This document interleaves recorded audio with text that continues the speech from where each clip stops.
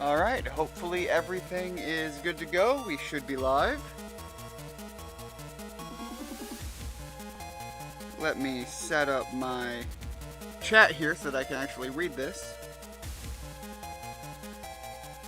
Oh, YouTube tools, why are you being the big slow right now?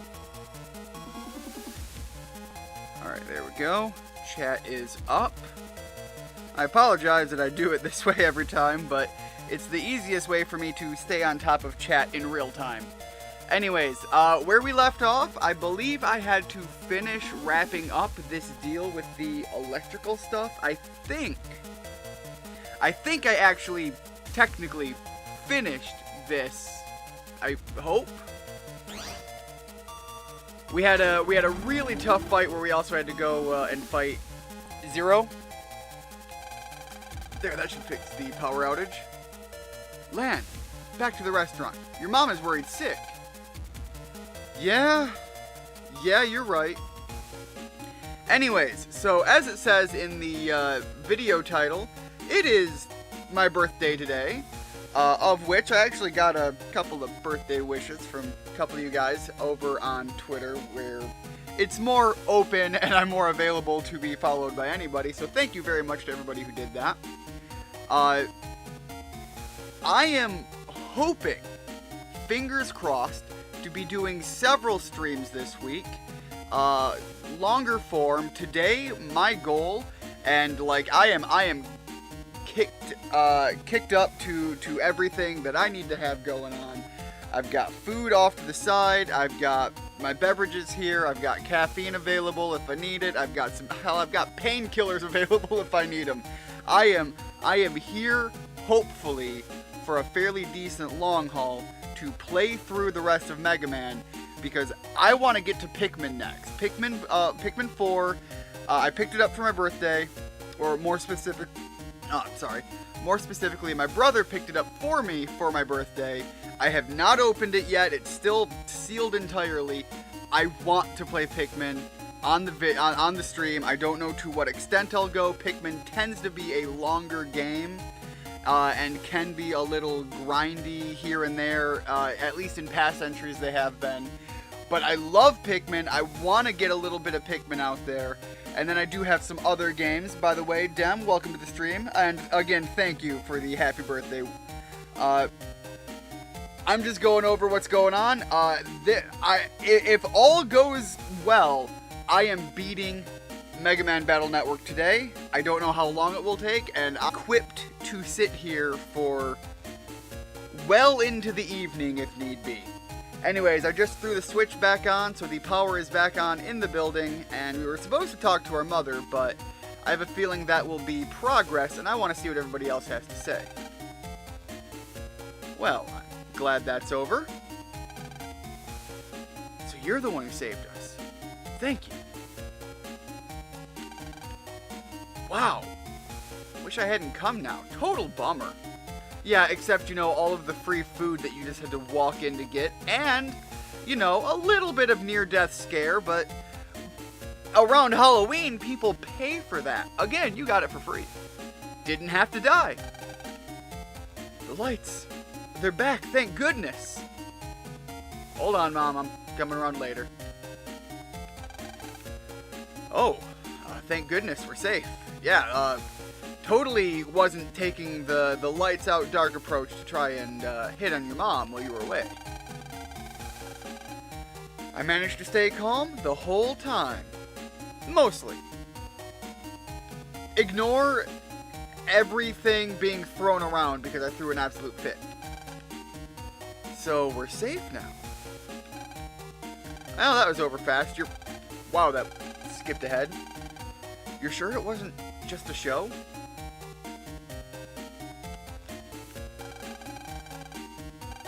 Currently at my mom's Wi-Fi, a bit hit or miss. Oof.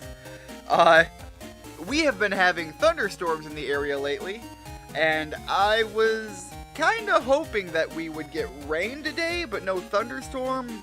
Fingers crossed, the garden tends to like having rain, but if I'm going to be doing streams, the internet doesn't like the thunderstorms, because the last couple of days, My internet has been absolutely spotty. Came home Friday, and I've been working on my brother's PC, trying to work out what's wrong because the lights came on the fans, but nothing on the monitor. I know you're fairly computer literate, so I'm trying to think over some of the common issues I've had when I'm doing things like that. Does it post, or rather, are you getting like beep codes or anything like that? Usually that's a sign that there's something going on the startup process. Does the motherboard... Okay, here's one I've run into a couple of times. Does the motherboard he's using have a built-in...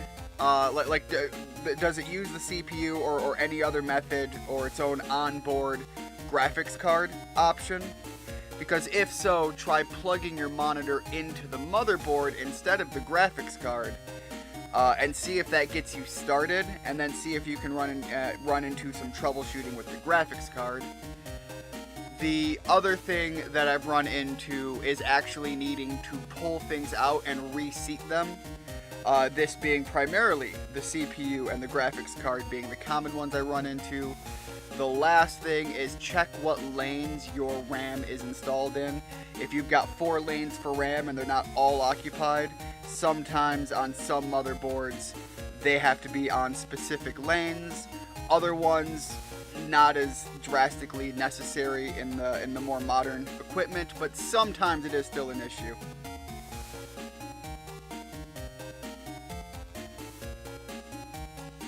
Okay, I do have to say I find it funny that I just talked about the RAM and you're saying, found out today my brother didn't even fully put the RAM in, he just placed it in. Yeah, you do have to like put it in, push it way down. The thing that a lot of people, hold on a second.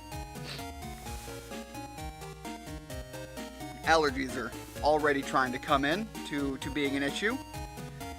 Found out today my brother didn't push it. Yeah, when you do that, you do have to actually like place it in fully, give it a little bit of pressure, and then clip it into place. A common issue people run into with their first couple of builds is not wanting to put the right amount of pressure on things. Sometimes they put too little, sometimes they put too much. That reminds me, oh my god, one of the worst issues I ran into. A friend of mine was building his computer and ran into an issue where they couldn't get anything to turn on and actually function. Turns out they had over-tightened the their CPU cooler, so it was putting extra pressure on the CPU, and for whatever reason it wasn't turning on. When I thought about it and I unscrewed it a little bit, really loosened it back up, we had to dial it in to when it was at the right pressure to still function as a cooler, and because he was using a fan system at the time. To still function as a cooler, but not be adding too much pressure on it. What I ended up doing was using a lot more putty than not putty. What is that brand I usually get? It's like silver something something. It's a little bit pricey, but it works really well. And it's a paste that you put on. It's a thermal paste. I can't think of the brand specifically, but it's like silver something something. But I put a little bit more on than I usually do on my personal builds, which gave me a little bit more wiggle room on tightening the CPU, and once I loosened it enough, everything worked and turned on right. It was the first time I had seen somebody have it so tight that it actually stopped the computer from turning on for whatever reason. He was being annoying about how long I was taking, so now every wire is just the quickest A to B rather than all wired nicely in the back. When I did my first build, it was exactly that. It was A to B, get it in, get it on, get it going. And right now, I still struggle with proper cable management. However, I at least am able to keep the bulk of the wires on the other side of the case that I have so that they're mostly out of the way. I have 2 wires that are still in the front system, and that's because I used to have additional internal hard drives there those hard drives died. I never replaced them because I didn't need the space at the time. I kind of do now, but now I have the cables there if I decide to actually put another old mechanical drive in there. But cable management is something that when people are doing their first build, they underappreciate. And when you're doing your third, fourth, or fifth build and you see someone do one that's like perfectly done, you're jealous. Like when you see it done well, you're like, God, I wish that was me. But yeah, it's probably if this is his first running, the quick and dirty A to B, you know, just keep things kind of shoved out of the way to allow for some airflow. Probably the way to go about it. That said, him being annoying about it, I'm sure isn't helping anything at all either. Have about 10 cuts and grazes on my hands because he's got the largest CPU. Oh, see, I like a big, thick, heavy CPU cooler, but that's because it's got, you know, a lot of copper and aluminum in it. At least I think my first one was. Point is, I like a big, beefy CPU cooler if you're going to do a fan system. Because anything to pull more heat out of your CPU and put it into that heatsink is the way to go.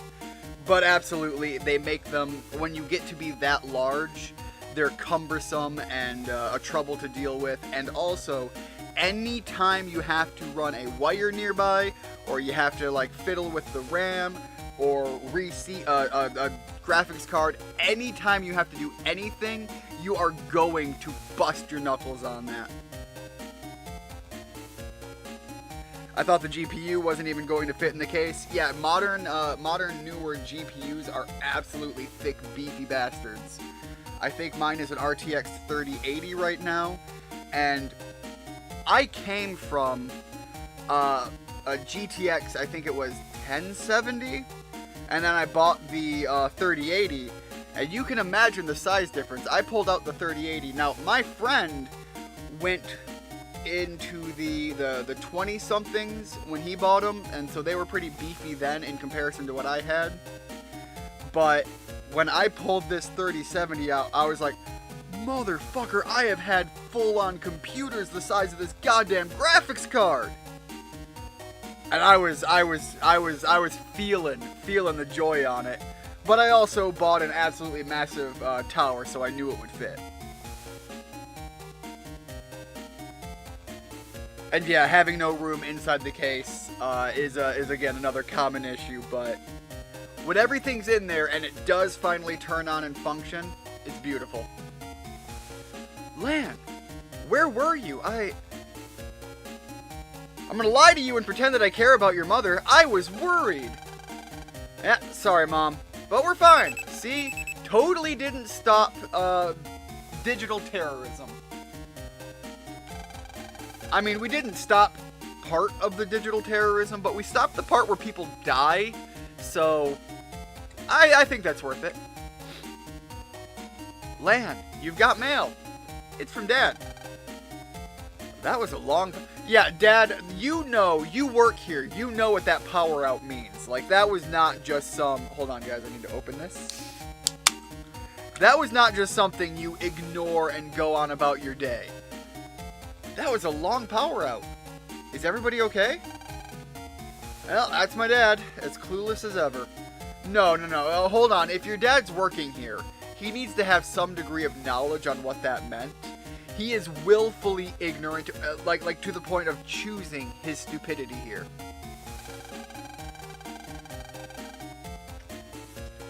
So, we've read the email in a cutscene. We're responding to the email in a cutscene. I guarantee you after this, it's still going to tell me I have mail to read. Dear Dad, don't worry. Mega Man is looking after me. Oh, well, I guess the party's over. Shall we go home? Mom, nobody's even eaten anything. Like, there has been no party. People panicked. People thought they were going to die. At this point, people need to refill those calories spent. Lan, do you want to stop for something to eat on the way? Mom, for God's fucking sake, there's literally sushi in a giant wash tub. A wash tub full of sushi on the table.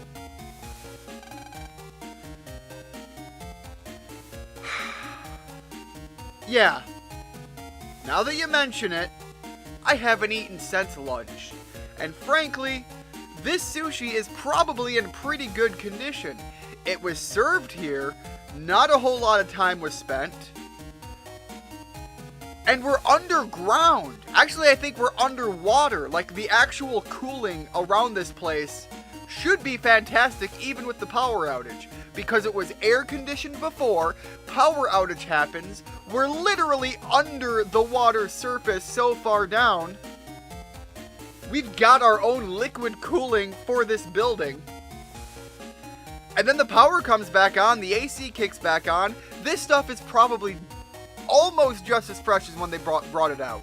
Literally, just shut your mouth and start eating, both of you. Lan, I have solved your problem. You're welcome. Well, I guess you need to recharge too. Shut up, Mega Man.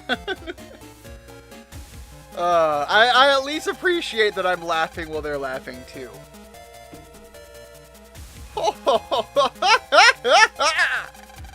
Wonderful. Simply wonderful. I have them all. All of the super programs are mine. So, super such programs! By combining these 4 programs, I can make you know what?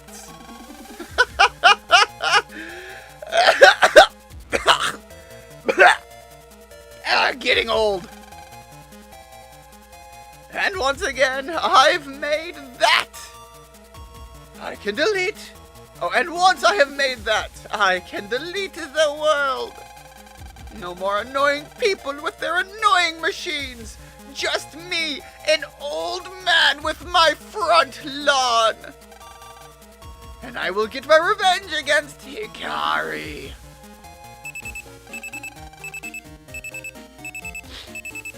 How much you want to bet this is, like, just my dad? And maybe an update from that, like, organization that's fighting against terrorism that isn't really fighting against terrorism.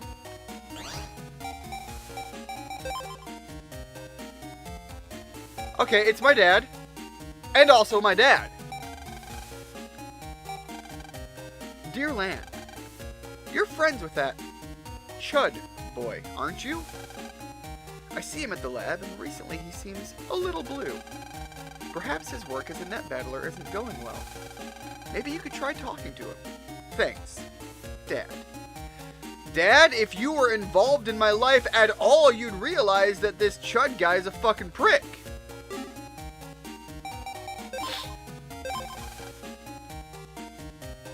Speaking of, when he sent in Zero, Zero should have been under the same power limitations as Mega Man. Like, they have given me nothing to imply that he has some sort of additional power supply backup system that Mega Man wouldn't have. So when we beat Chud and Zero, shouldn't Zero have been, like, permanently eradicated just like Mega Man would have been?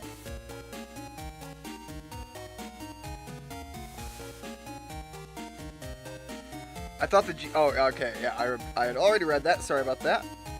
Hey, Ian, hope you're doing well, and happy birthday. Thank you very much, Richard. How are things going? You missed me rant about, again, the ignorance of the small child who is unable to be self-sufficient in a world where things are directly handed to him because his parents are absolutely just checked out of all of reality. Literally piles of food nearby. He's like, man, I'm hungry. Literally, like farmer wash tubs full of food. And he's just like, you know, I could really use anything to eat right now. I'm quite literally starving to death. Your dad is never home. I wonder what he's working on that could keep him. I'm sure glad I have you to help me keep house. I'm sure glad I have this phone book filled with repairmen. Yeah, Mom. Totally the way everything should function ever. What should we do about Chud? Want to go to the Scilab? No, honestly, Mega Man, I want to go around and do a lot of shopping at places that I need to because I am unfortunately weak and under-equipped. Yeah, you want to buy some chips? The man is absolutely drug-dealing computer chips right now.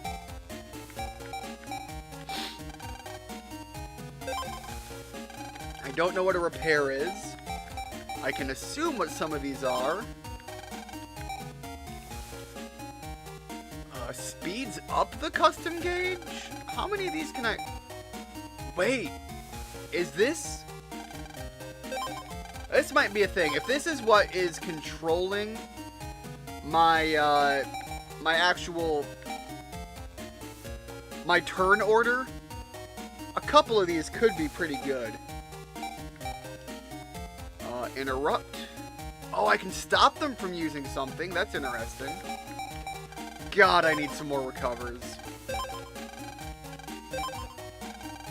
Those are expensive, but every one of those I get, I can remove the lower end ones. Range 3, power 100. Ah, dang it. One turn use of sword with B. Okay, so that's just basic Buster Sword. But it really doesn't say what the damage is. Alright, recovery 80. I can buy one of these too. Alright, so let me go to my folder. At this point, I think the Quake can be swapped out. We're not going to need that. I'm not a big fan of the dash, but they were really helpful in that one fight. The Aqua Tower I've got problems with. It just does not work well for me. So let's keep a lot of the basic stuff that we know is reliable. Recovery 50s can go. Gutsman can stay. 30s get out of here. The 80s are good. The 150s, the 200, putting all of those in. Mini Bomb, get out of here and get rid of a lot of these basic cannons. So from here, whoops, wrong button. I want to sort these by ID. Okay, so we got the high cannon. We have J and L. R, G, and F for damage types.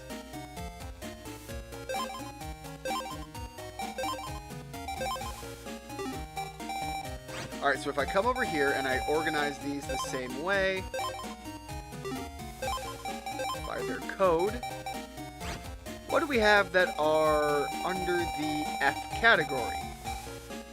Heater, this was the, okay, these are not necessarily great, but not bad. Base is also F.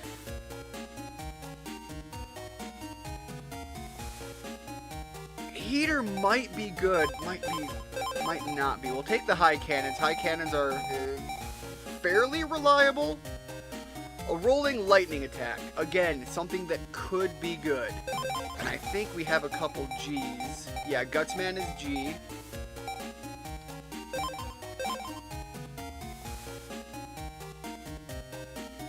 Alright, you guys are saying hey to each other. Things are going well, mostly. About to feed my dogs real quick. Richard, I saw that short of, I don't remember which dog it was. I think it was the new one. The female name is escaping me right now. That literally tore apart your fence. And I almost thought that was a joke. Like when you showed that hard cut to the fence, I thought maybe something else actually happened and it like blew through your fence. The dog literally ate a part of your fence and I was blown away.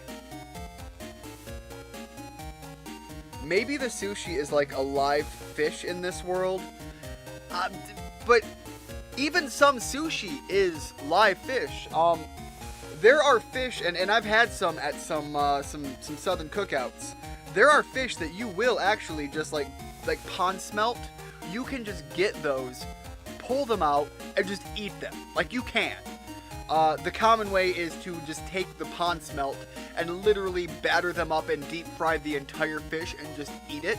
Which, by the way, pond smelt is absolutely delicious. But you can just eat it.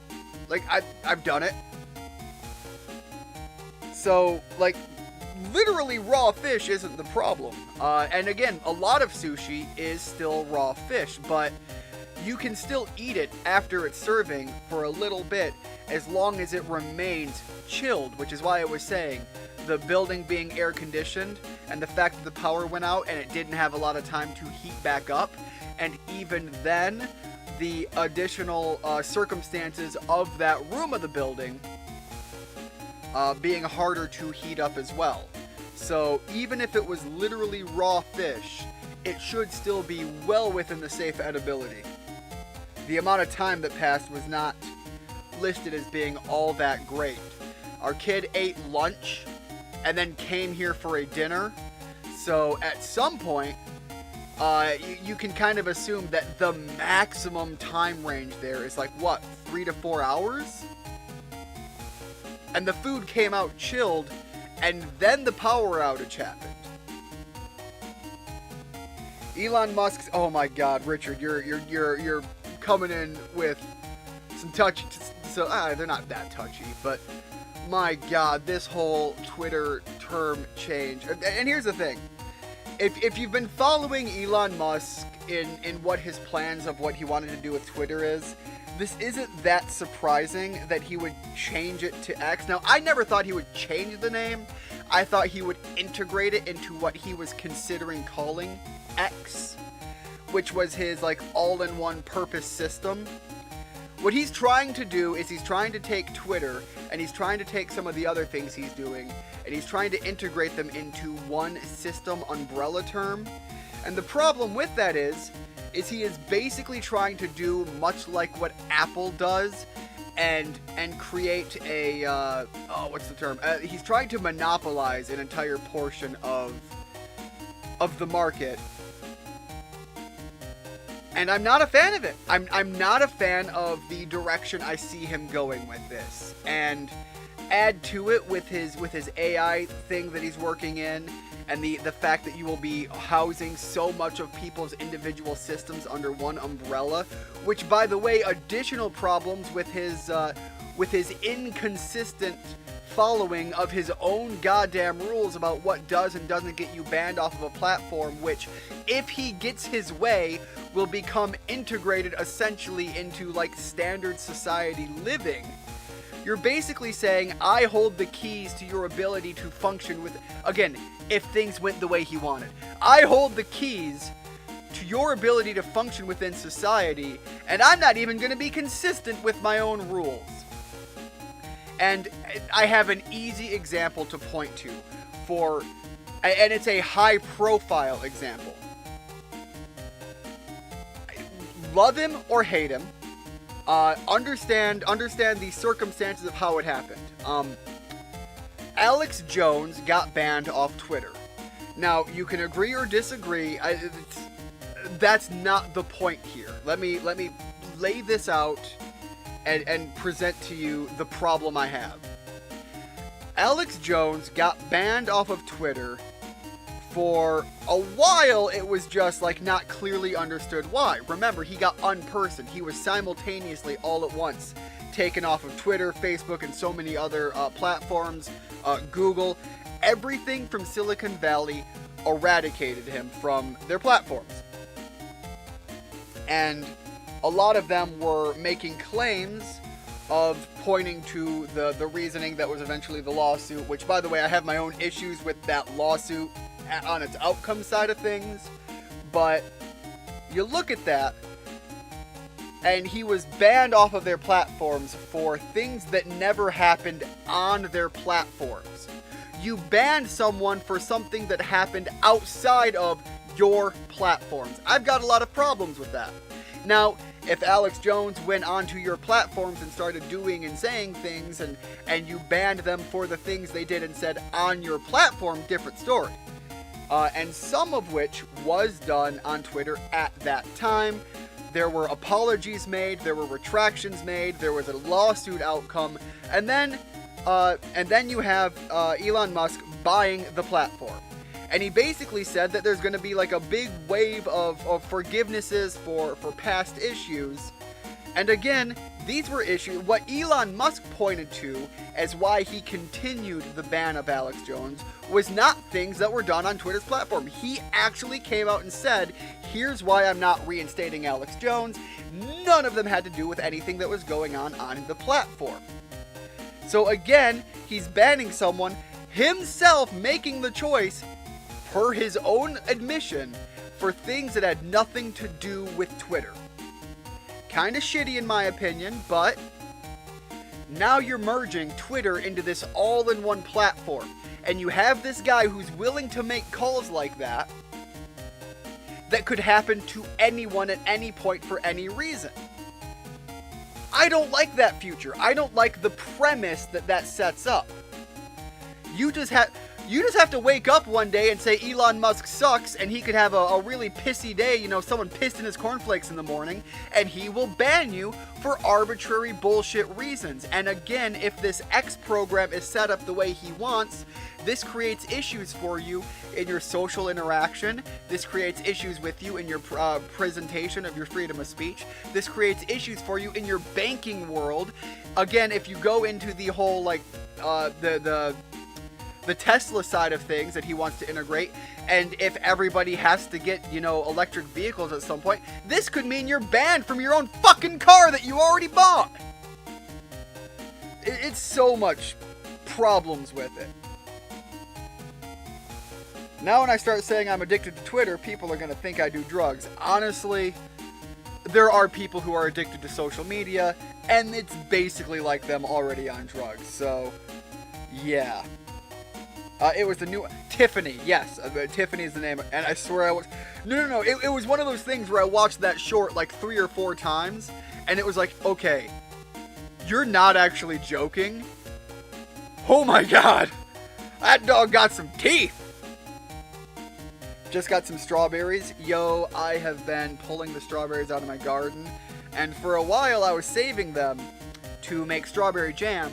I made the strawberry jam, and now as I'm doing my garden, I'm pulling out strawberries and I'm just eating them like as they come in. So I have no saved strawberries anymore, but I already have several jars of jam, and now I have delicious, delicious strawberries.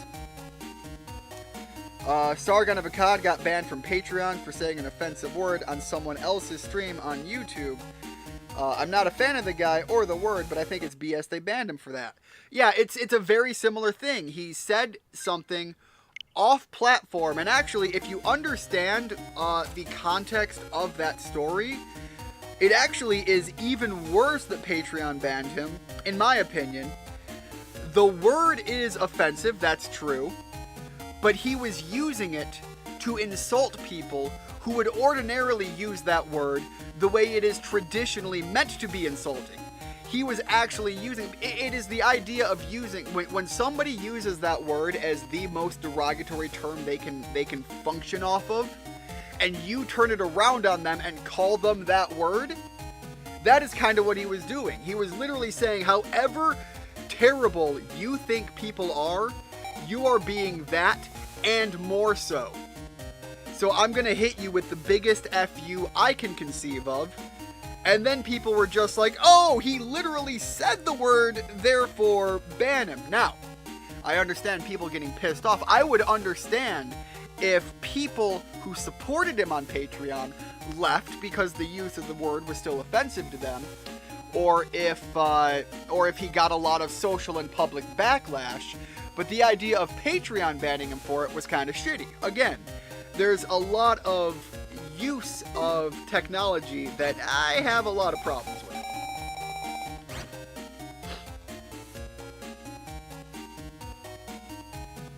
And now we just finished the strawberries. Tiffany did lose one of her baby teeth recently, so hopefully her teething ends soon and she won't destroy the fence anymore. I was half joking when I thought about this to myself, but we've been doing we've been setting up our chicken coop. Hold on, I was going through my deck. I wanna look at this while I go. We've been setting up our chicken coop, and one of the things we did recently were roosting sections. And we bought these like 4-foot dowels, and we wrapped them in a type of abrasive material so that when the chickens land on them, they have something more to grip, and they can sit there more comfortably. We took these dowels, we flattened them out a little bit on two sides so that the chickens have more of a platform purchase for their feet when they want to go up there and do their resting and whatnot. And I was thinking, it's literally just wood and fabric. I wonder if you could do something like that as an intended teething toy, tool, whatever you want to call it, for Tiffany. I'm not saying it's going to be good as far as like its best function, but it was one of those things that I thought about, and I thought, there's oh, hold on, brain. Yes, high cannon, good.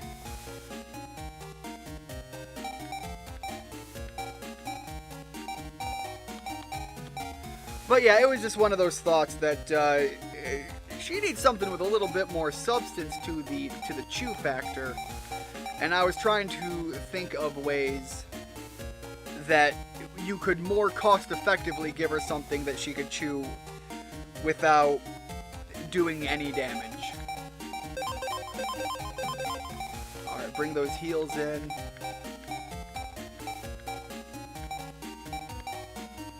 Now, the long sword and the wide sword are actually still pretty viable. What are we looking at in our deck here? 3 space. I can get rid of one of these, recover 80s. The steel I need to keep. In fact, if I have more steels, I'm going to need them. I'll look through there again for those. Got the high cannons. Get rid of one of these dashes. Again, this was just to have something for the combination here. The high cannons are just to back off of the other high cannons.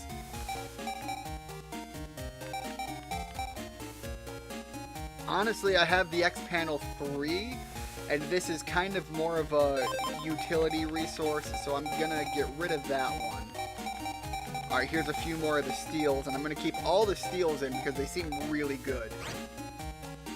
So let's grab the wide sword, the long sword, the Thunder 1, 3 more.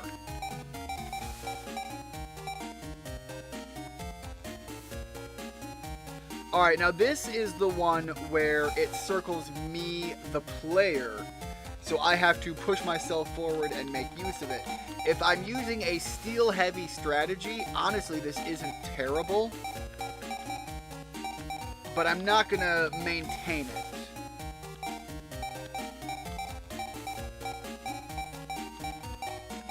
The cross gun isn't bad, but the damage is fallen off a little bit.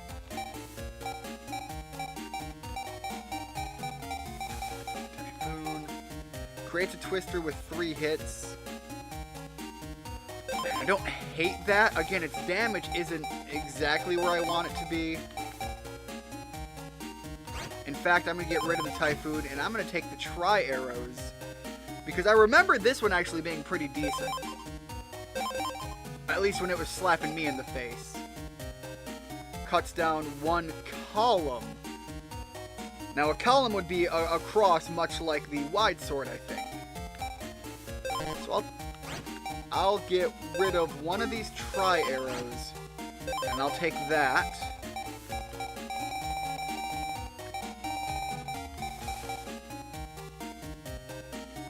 Ooh, hold on.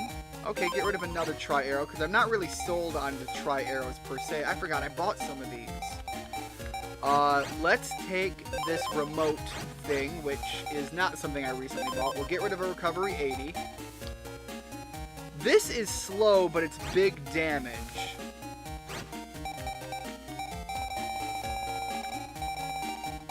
We'll get rid of another recovery 80. If I organize these by, is it element, we'll see all the recoveries. Alright, so I have 1, 2, 3, 4 recoveries here. And I see that it's not the way I thought it was, so I'll take the fast gauge. We got 2 of these. I bought 3. I guess I don't have room for 3. Again, get rid of the dash. I'm not overly sold on it, and I just don't trust that I have enough healing. So let me go.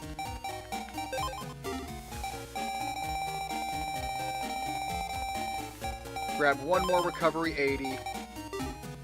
And I think that's the deck. We'll save it here.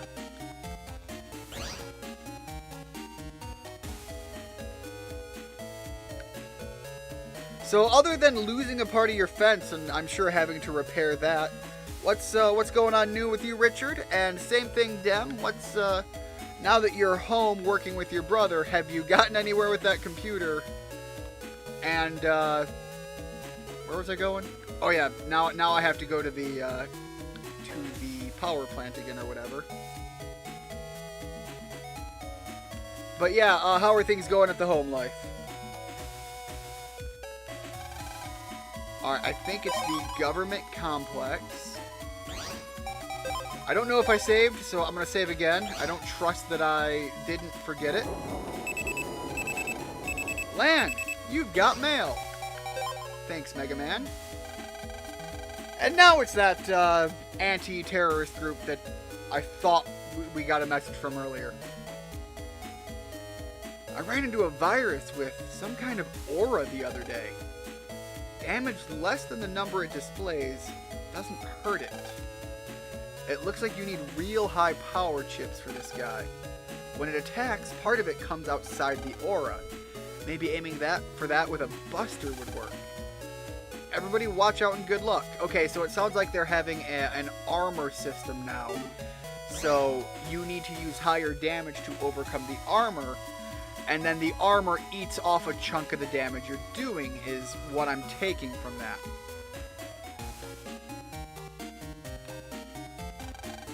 My son asked me to look for a chip for him. A Howitzer H, he said. Supposed to be pretty rare. It's not anywhere. I don't suppose you would have one. If you do, I'll give you this Buster Punch C for it. Nope, I don't think I have one, and even if I did, I don't know. I like the idea of a howitzer a lot more than I do just a punching system.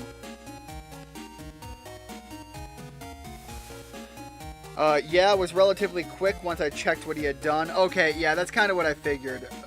By the sounds of it, the RAM was a big deal as far as not being seated properly. And then, yeah, I'm sure you've been around a build enough times to just blitz your way into some good progress. But yeah, like you mentioned earlier, losing that space when you're building slows a lot of things down. It's good once it's built, but it slows the process of the build down. I still have yet to do, for my own personal build, an actual liquid-cooled system. I really want to, it's just, I have like a paranoia about it.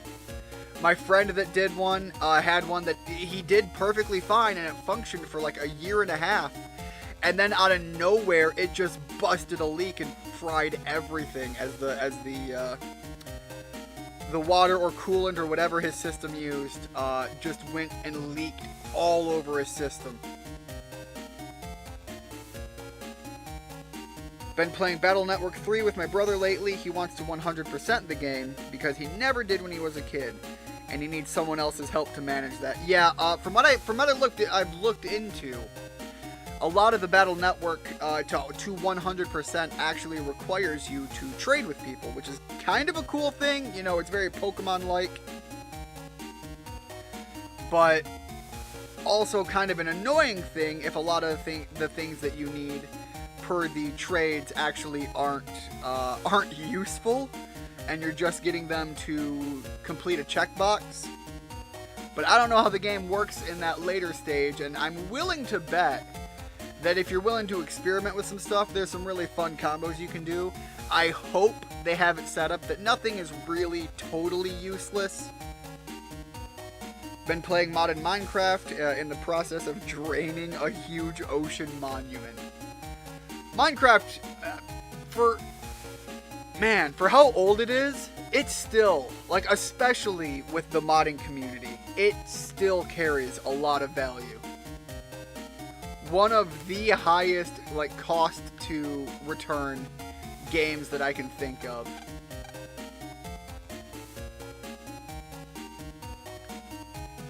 Where is this guy? We've come this far, so let's see if Chud is in the Scilab. Isn't that where I'm at? Do I have to go downstairs first?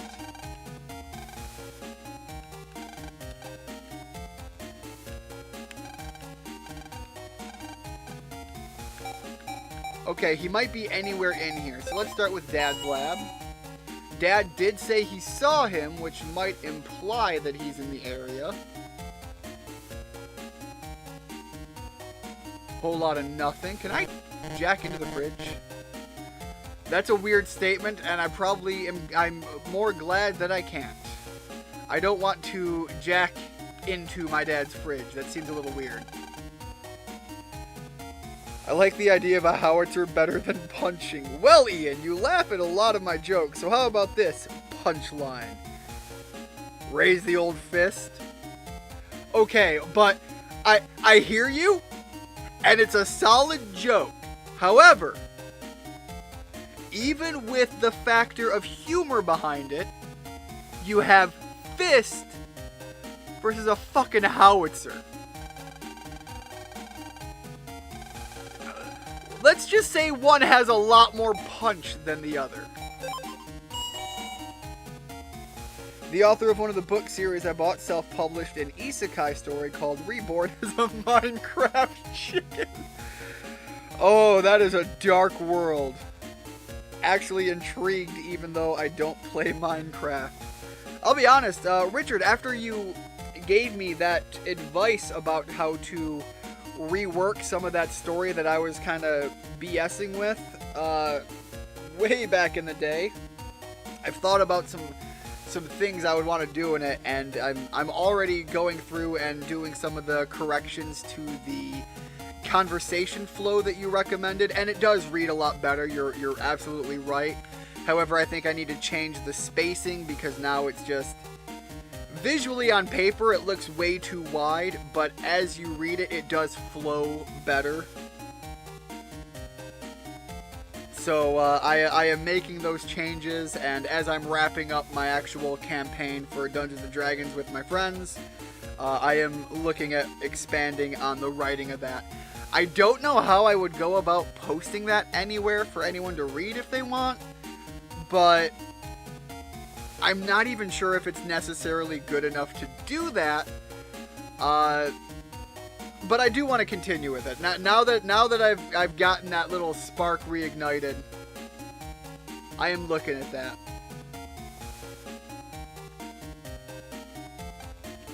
Alright, security can't go in. Power plant is back to normal, yada yada yada. Alright, I can still get into some of these areas. And while I'm down here, I'm going to talk to everyone. I'm not necessarily interested in what they're saying. I just want to clear the checkbox, as it were, as I continue my way back up. Alright. Double check, make sure I talk to this guy, and then I think that's everybody down here. Just because I'm starting to think maybe I have to talk to everybody, and then he'll show up. Because it seems like this game is doing that in a couple of places.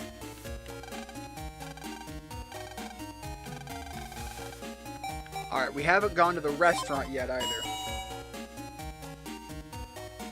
I'm going to load it up real quick and work out how big it is. how big the project of draining the ocean is, or how big Minecraft mod is? The Minecraft mod. I'm sorry, my brain like shut down halfway through that.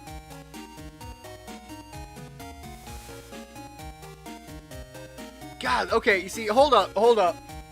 Now we're a day later. Now we got some problems. However, they did say this is a restaurant. So, new theory. They cycle this food out. It is a restaurant after all, but maybe it's buffet style. And so you come here, you grab what you want, and you go on. Now we run into the issue with, was the food freshly brought out as part of the event? Usually when you rent a buffet, they will do that. If you're renting a whole buffet, you can do this. Corporations do it from time to time if they're gonna have like an employee thank you event. Let me move my microphone a little closer so I don't have to scream, because I'm gonna be talking for a long time today. Alright, hopefully that's better and I don't have to be as loud. Let me know if you guys need me to speak up.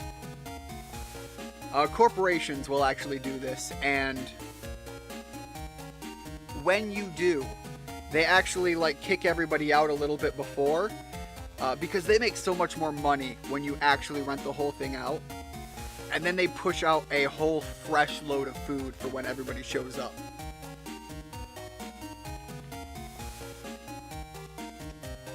Keeping hydrated too.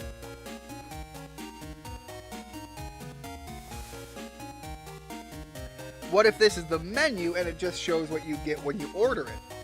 Oh, like all this food is fake? And you basically walk around and it's got like little sign tags on it, and then when the waitress comes by, you just say, I want a little bit of the bird, I want a little bit of the egg sushi, and I want some of this probably salmon sushi. And then they will bring it out based on your order. That could be. That could be. However, we still return to the problem of, you're here and you could have ordered your food then.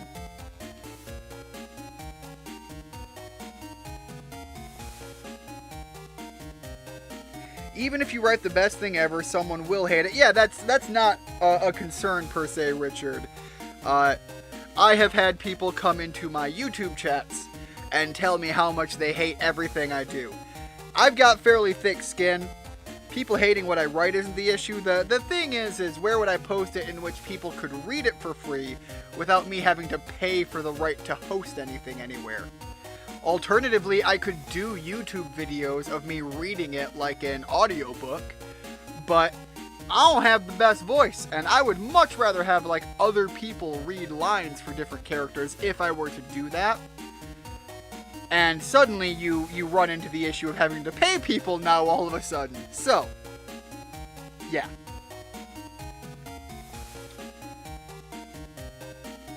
Even if you wrote the worst thing ever, someone will write it. Important thing is you told the story you wanted to tell.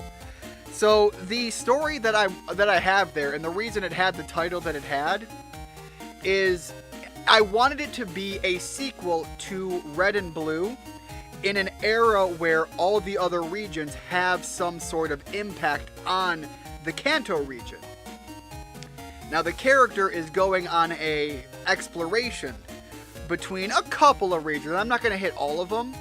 And the entire purpose is to hunt down Red for the definitive, for them to have their closure to what the world thinks of what happened to Red, who I am building up as like the mysterious champion that people know about, but like nobody knows if anyone's beaten him. If you've played the games, you know that Gold eventually finds him and beats him, because you are the player and that's your basic goal there. Alright, so we talked to everybody except for the people at the lobby now. So let's talk with everybody here. But yeah, that is my build-up. And in the travels, the main character is going to face a lot of trials and problems. and they are going to have to learn as a trainer, but also grow as a human, trying to literally go out and adventure the classic way. You're gonna have to build up from this 10-year-old boy who doesn't even know how to set up a decent campsite to someone who can actually self-sufficiently thrive. Not just survive, but thrive. Because all of these things will build up to them being the kind of trainer that they need to be to go toe-to-toe with someone like Red, who has now held on to that lifestyle for a substantial amount of time.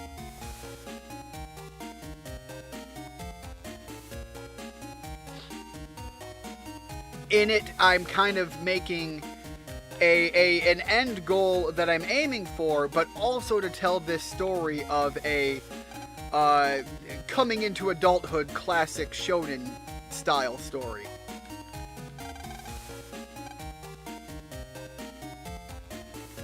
I think I've talked to almost everybody, and we still haven't found Lord Chud. We've talked to everybody at the science lab. We've talked to everybody now here at the waterworks area. So if I go back and this is one of those things where I have to talk to someone twice, hopefully we have now set things up appropriately for that.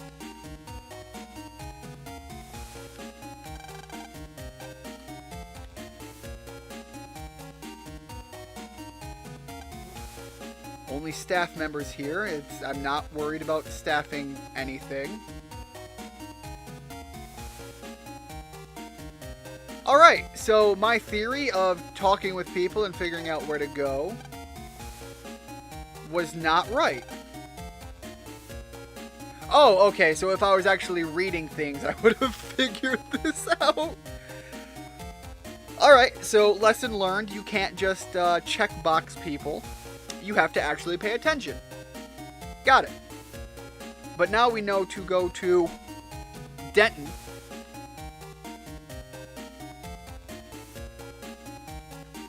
Apologies, by the way, I do have a couple of flies that have gotten into the house, so if you hear me swat at something, that's because I got an opportunity to take one out. I apologize. I am not gonna just let them fly around free of their own volition just because they're here.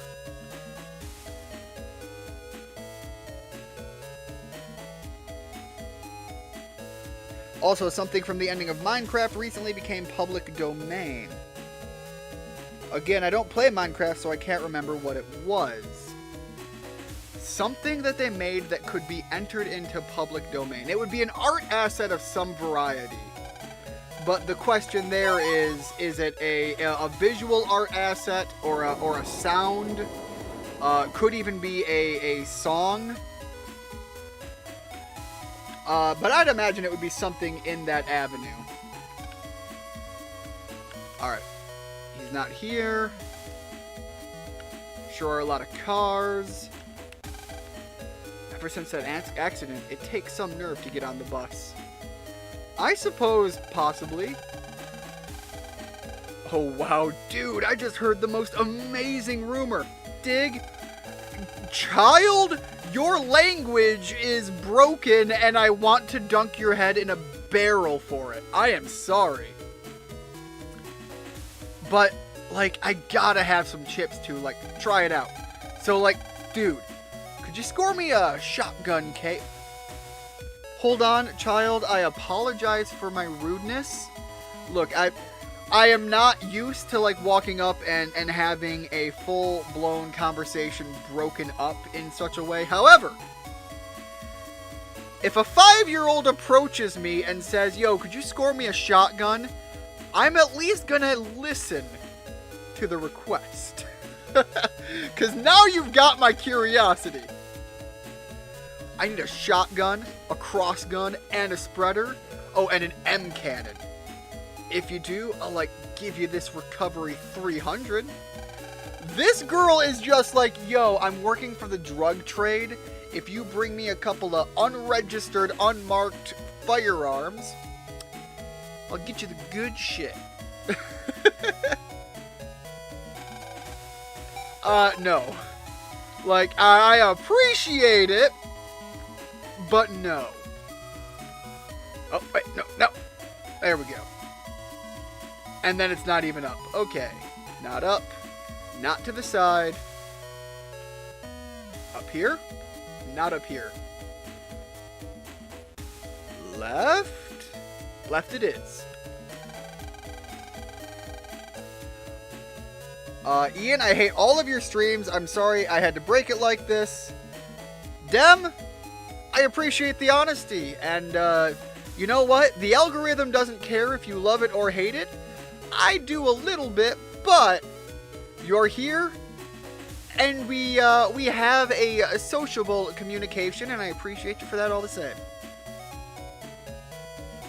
A game where you have to actually read what the NPC says? Lame.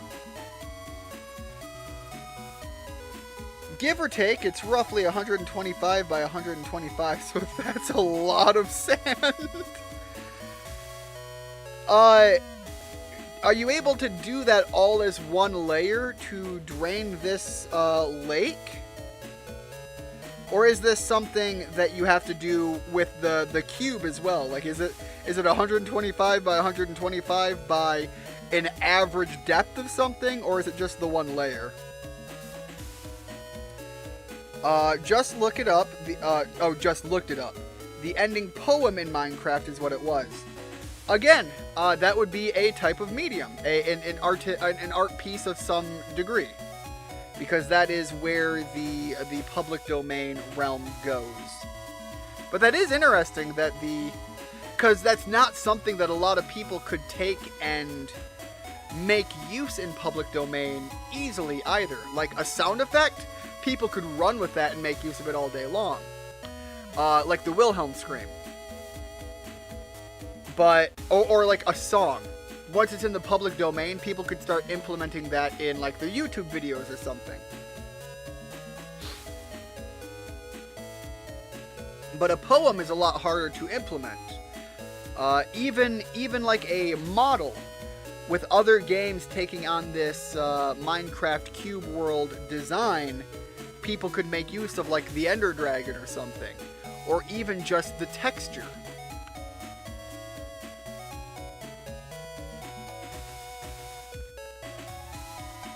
A poem is a lot harder for someone to make use of. In the end game, if the end game comes about, it will ruin our electronics. How will people live without their pets? I don't know, the same way they did before. That's why when a lot of people say, how are we going to live if the internet ever goes down? I'm looking at my books. I'm looking at my vinyl records. I'm looking at, like, I've got entertainment. Like, I'll be pissed off and sad if I can't play like anything on my video games, because I have a lot of those. But like vinyl, that's literally grooves etched into a physical medium. There are ways to play and listen to that without literally electrical power. Books, guess what? All you need is light to read, and you've got the sun. So you've got your entertainment there. As far as being able to feed yourself, garden things, to get to some degree of supplementing so that you can partake in the open trade that is going to end up happening if things hit an absolutely cataclysmic event.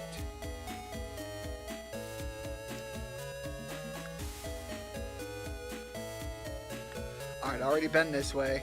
Oh, wait, hold up. No, whoa, what did I just catch myself on, game? I'm not afraid of the end game, but will my antiques be safe? Oh, and my children, grandchildren, of course. Will they be safe? Yes, especially if you've got a nice plot of land and at least, have the means to put those kids to work and start helping to feed themselves. As for your antiques, those are going to be some of the best things to have. Yeah, a lot of people don't know this, that vinyl you can actually listen to purely out of mechanical means. Obviously, Okay, that was weird. Obviously, you know, it's not going to be as good, but it will function and exist. After a while, you'll know what block you're in, just by looking at the scenery. I don't know what block I'm in, but I know about where I'm at on, like, a mental map. But I don't even know what areas are and aren't blocked off, so... Ma'am, I have not... Well, I found him.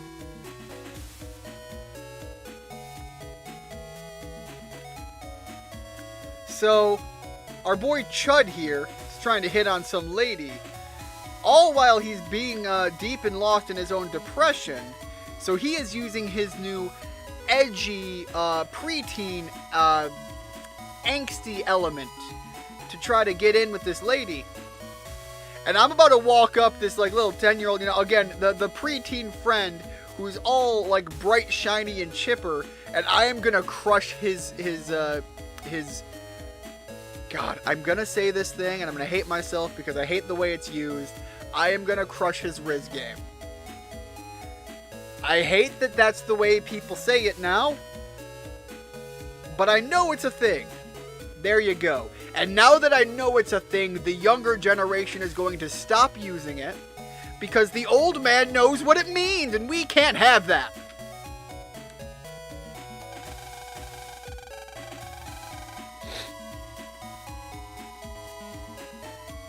Depth is roughly 25, so 500 sand by 25 for the border.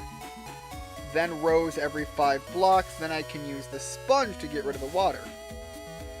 82,500 sand.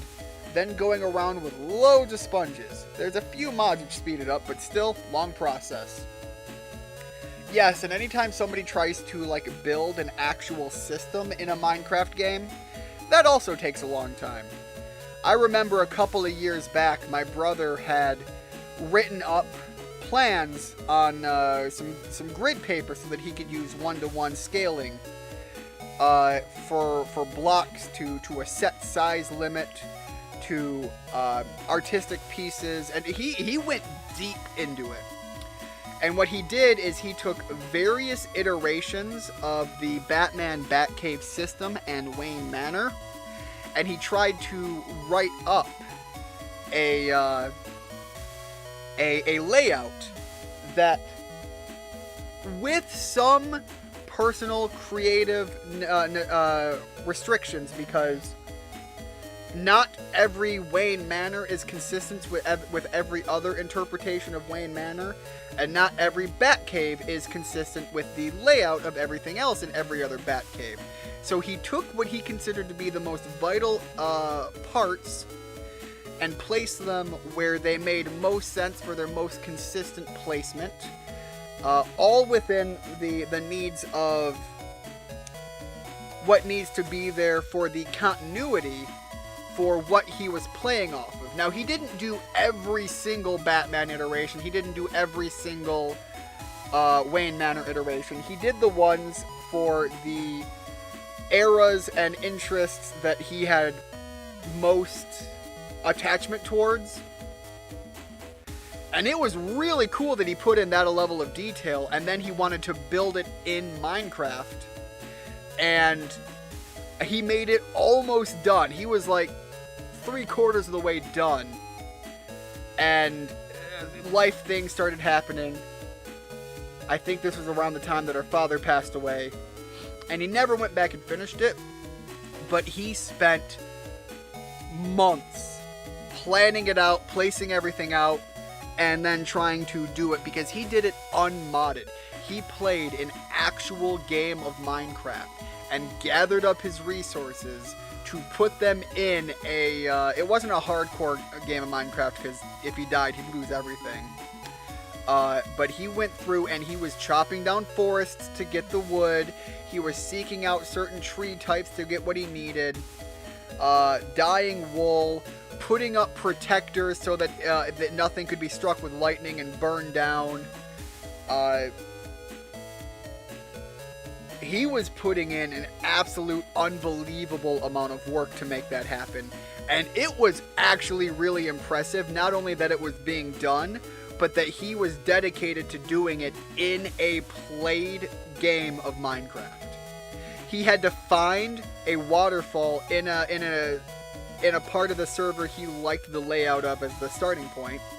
He had to find a waterfall that was of substantial size to even do the classic waterfall entrance to the Batcave. And he had to incorporate that into a large enough chunk of mountain or build it up in other areas so that he could house Wayne Manor, Cliffside, and have room enough to do the entire Batcave and block it off and keep monsters from spawning in there. It was a massive undertaking, but it was really cool. Things like projects, like Project E. So like a diamond is worth about 8k and sand is 1. So collecting isn't too bad, but placing blocks is still way too long. Yeah, he did this unmodded. Like, this was vanilla Minecraft that he wanted to go through and do this in. And his redstoning was absolutely challenging for him to be able to keep things in a reasonable enough place. For example, he did the classic Batcave entrance in the grandfather clock, which means he had to have it set up that there was a certain little button that was slightly hidden. It wasn't perfectly hidden because it's kind of hard to hide it in Wayne Manor, but it was visually hidden because it was wood type on wood type. So you go up, you hit this button, and then you have to stand in front of, so that basically like sets something up, and then when you stand, so nothing happens when you hit the button. You don't see anything happen. When you stand in front of the thing that he had as a stand-in for what was the grandfather clock, then the pressure plate that you stood on is what actually activated the sliding of the blocks so that you could go into the Batcave entrance, which he had set up as what was a pole that went down. I think it was based off of like fencing or something. Because in the classic iterations, this is a pole that they slid down and it went down into the Batcave. You can't really slide down the pole, so he did the pole for visual effect, and then he had something of a water layer down at the bottom to catch himself when he fell, so he didn't take fall damage. But it was a really cool thing that he was putting together. Anyways, back to Mega Man. If you're a WWW member, then you know about the Undernet. Tell me now. I said I don't know anything about the God, you're such a creep. Leave me alone. Another false lead. How will I get into the Undernet? You again. I'm busy here. Leave me alone. Dude, what's your problem? I heard you were having problems, so I just came to help.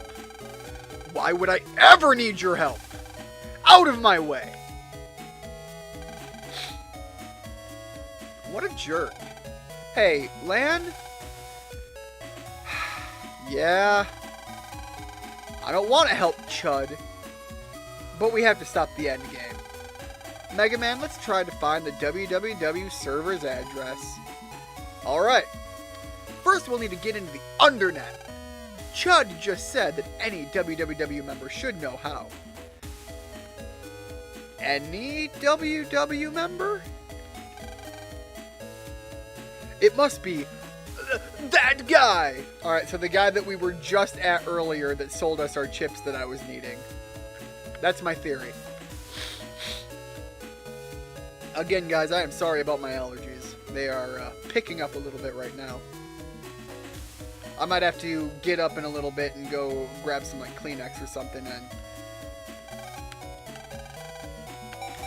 we're going to AC/DC Town.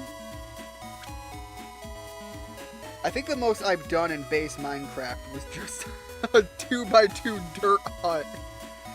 Nah, I used to have all achievements on Xbox, then a bunch of updates, and I had to travel ages for the chance to find new things, so yeah, I just gave up. Yeah, we played a lot of Minecraft. I've talked about this before in... it's probably way back. Do I have to buy another ticket now? Okay, nope, it still saved it. But I actually was not aware that when I got my hands on a copy of Minecraft way back in the day, I actually had access to the pre-alpha of the public release of Minecraft, because it was so heavily limited. Like rivers weren't a thing. A lot of the mechanics just weren't even like. A lot of the basic rudimentary stuff wasn't even there. And so we saw the evolution of Minecraft from the pre-alpha days, where it was kind of cool that you got to do your own, little pixel layout of things, to an actual survival game, base components, a little bit of combat here and there, to making food, to a stamina bar being implemented, to all that stuff coming in. Like, we saw all that stuff as it was developed. And then they had the paid-for release of the, I guess it would have been the Java version that we picked up. And so there was a point in time in our life where we played a lot of Minecraft. He obviously took things much farther than I did. I never even... So, I did a lot of basic rudimentary redstoning stuff, but he went the full deep dive when he was taking this project on. And when I started seeing some of the things he was doing, and the videos he was watching of people doing crazy things, like literally making a calculation system just out of redstone in Minecraft, I was looking at this thing, and I know I'm done. This is out of my wheelhouse. I am checked out. I am just gonna play my Minecraft, get my diamond sword, and go beating things upside the head. That's where I'm gonna be. But we always had it on PC, so we never had achievements that were like an Xbox or anything like that achievement system. Now, eventually they did implement, like, I suppose, an achievement progression system on PC, but I don't think we ever completed anything. We basically would start up a world of Minecraft with one goal in mind. We would achieve that goal. Sometimes it was, beat the game. Sometimes it was beat the game under certain conditions. Sometimes it was build a certain thing. And once we did that, it was kind of just like, all right, well, we're done with this one. Start again with a new plan to undertake. You want inside the undernet, huh? Okay. Thanks to you, I got out of the WWW. I almost said the WWE. And imagining this guy in the WWE is kind of funny. To thank you, I'll get you into the undernet. Clink, clank, beat. So he, beat his watch up against the wall and then hit a button. I sent the codes to your PET. Land got Hig memo. Go towards Dentown on the net. The access point is there. Use the code on that memo. That'll get you in. I have a theory about where that is. I'm not saying I'm right, but I have a theory. Alright, where's the house? Oh god, where do I live? So we come in here, we go into our room. To test my theory, first off, I'm going to save here. And I'll be right back. I'm going to go grab some tissue papers and probably grab another drink or something on my way. Try to minimize the squeakiness there.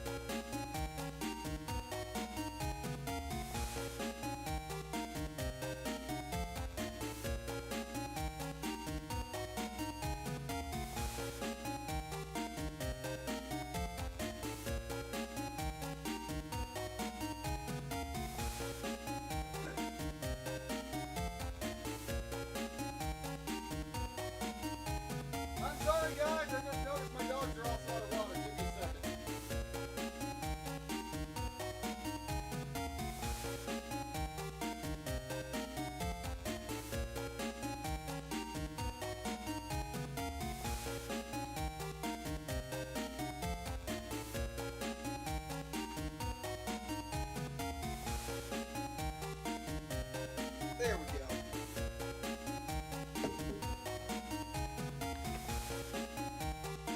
Alright, got that to deal with the whole sinus issue. Because again, I'm not turning this off. Like, I am hopefully beating this game tonight. It seems like we're entering near, like, they're even dropping terms like end game, for God's sake. So, alright, so now that we're back in our home room, we can actually jack in without things getting, oh no. Sorry, everything's moving. So yeah, we can start jacking into our PC without anybody asking questions. Except our mother. And as long as we're not loud enough, she won't come in because she doesn't care. I heard that you deleted Fireman. Wow, that was a long time ago.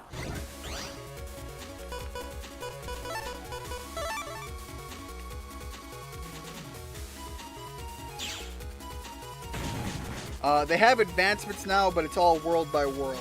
Yeah, that's kind of what I was talking about, is they have essentially a system that keeps track of your progress, I think is the way to describe it. Alright, I think... Yeah, okay, so this is what it is.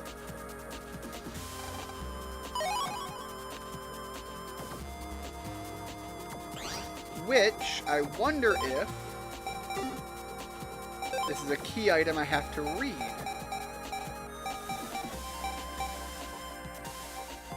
The pass for accessing the Netlink sea level. I don't like that that says sea level, because that implies that there's more layers. And I don't think I set myself up for advanced layers.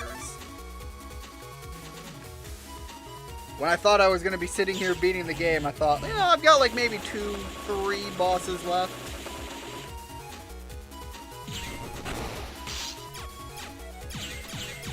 How did that not hit you?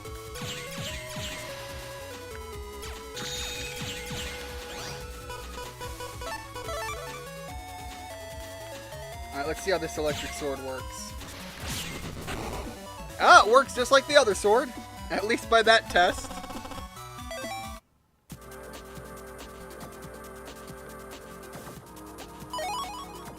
The next thing I'm worried about here is, can I buy more upgrades from this guy?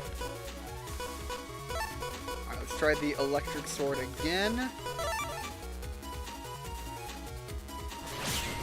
Well, alright. He just took that for you.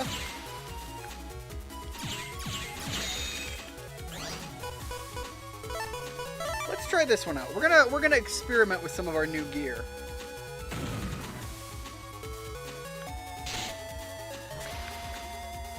So now, if we sit here and hold out in all of these different areas, what is everything that he does? And can he take... Okay, it can't take every field. That's one thing to know.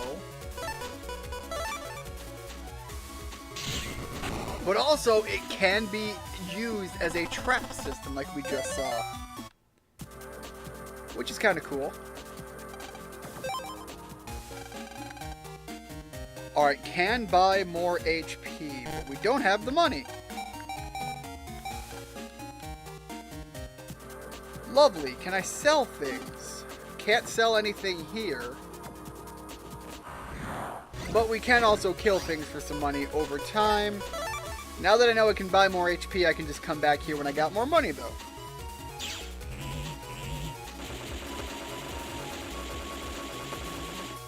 Everything should be dead now, right?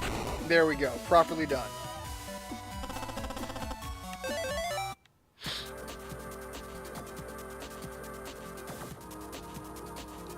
So I think this is the only section that I've come across so far. God, I love that they're giving me base so much. The only section that I've seen, that I've come across, that I remember, that clearly lays out a blockage from the WWW.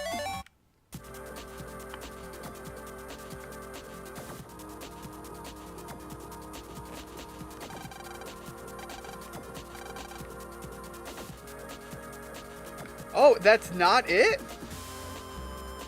Okay, so then I have to find some way that gets me to Denton. Hopefully we have access to that.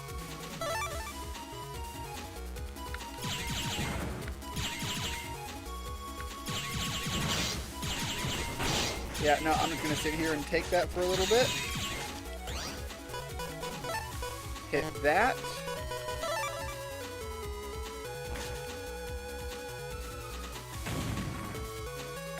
Oh, that wasn't too smart. I should have put that in front of me on a lower level. There we go.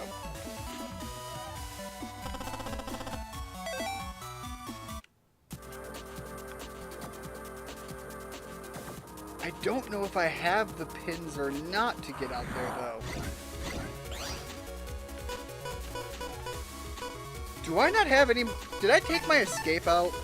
I better not have taken my escape out. Because I haven't seen it since I've gotten in here. And these things are a good bit below the challenge rating.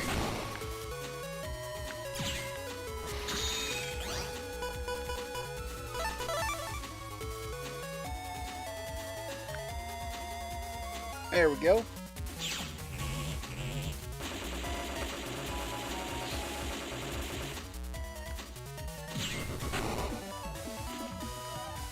Unfortunately, right now, there is a lot of me running around and trying to figure out where I'm going.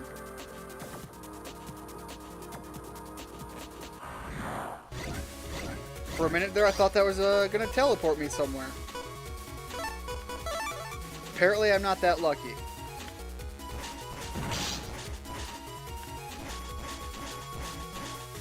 Alright, so, trigger the shot, take the shot, make a placement, and rush up.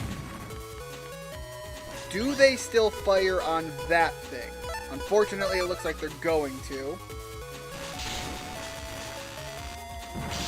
Oh, and that only goes 3 out. Okay. I'm using the weakness of the enemies that we're fighting here as kind of a... Okay, so I do have the escape. As kind of a way to test out some of my new stuff.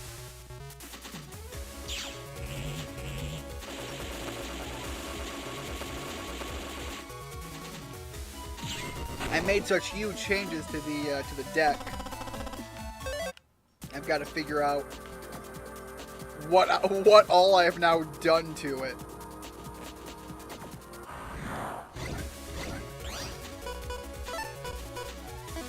Ooh, give me that.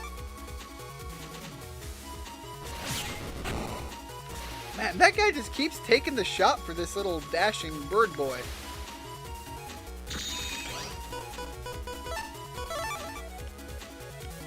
I am getting so many draws of base that later, when I actually need this damage, the game is going to use this as a justification to have never given it to me.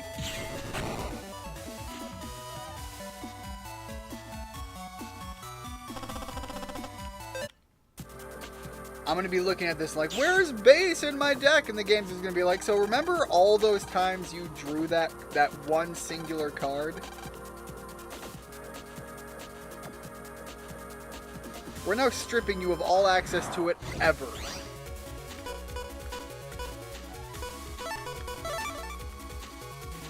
Alright, push forward.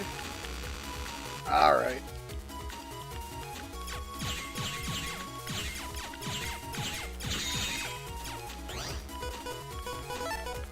Dodge this, you asshole.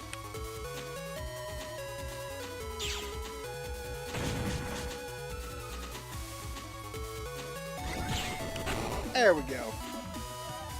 Gutsman smash. I have no idea if I'm going the right way or not. Everything I'm doing right now is off of a hope and a prayer. Well, Roll should be able to at least take one of these guys out.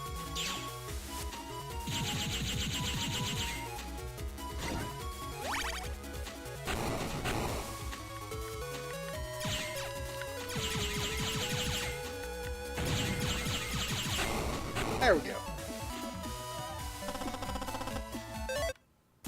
By the way, if I do spend too much time wandering randomly, I will probably go to...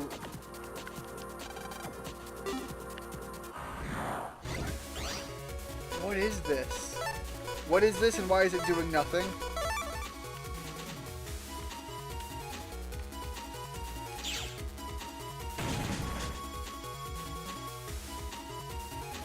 Do I need to go to Dentown and get an access point? Because this isn't doing anything.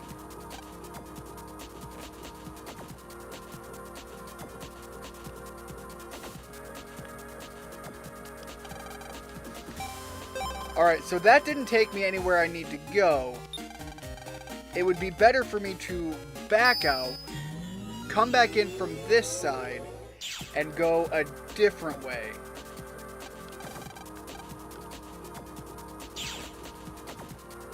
So I know the way to the route to the right down here isn't gonna give me the path I need.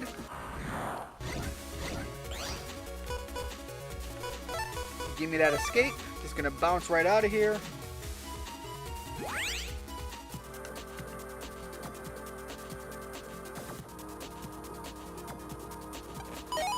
Also give me a chance to grab a few more items here. Come on. Grab that escape again.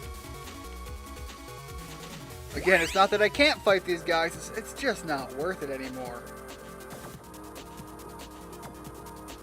It's like going back to the starting area of any other JRPG and actually having a run feature. It's just better to run, even though the idea of calling it a run is kind of goofy.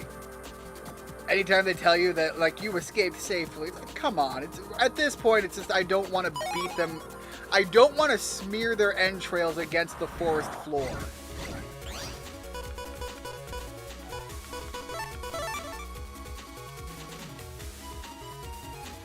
So if I put this up here, and then I go up here, it doesn't matter because they will chase it down. Okay. So really, that thing isn't as useful as I want it to be, unless I have something that I know isn't going to move from its location. It does, however,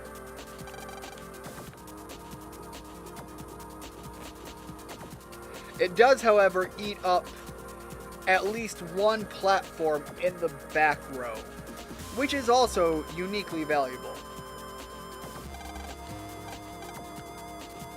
I see some value in that if I use like 3 steals back to back, and then I have access to that. I can set it up to take the entire platform.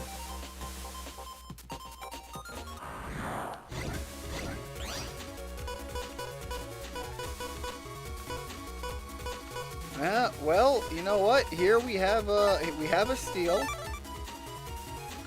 Use one single steal so that I can get really close to just start bludgeoning things. Alright. Doesn't help that they can do the same thing back.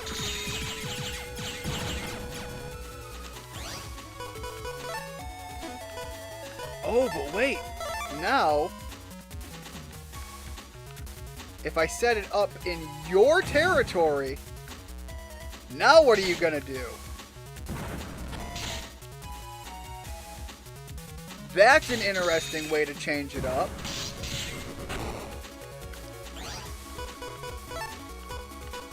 And then the longsword, once that platform comes back, I can deal with this guy. Okay, so again, that's a new use for that tool that I had not considered.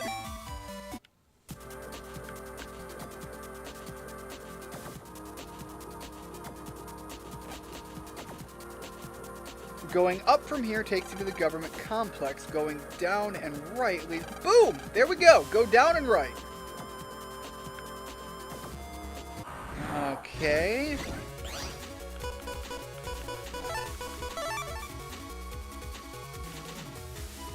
Alright, so going right led to an upwards path. So let's go back.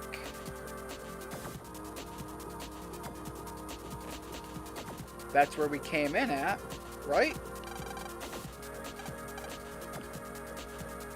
So let's go right first. See if going up leads to a down path anywhere in this area.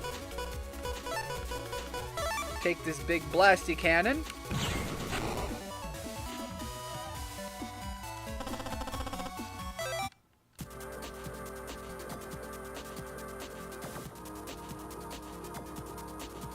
Come on, fighting these platforms.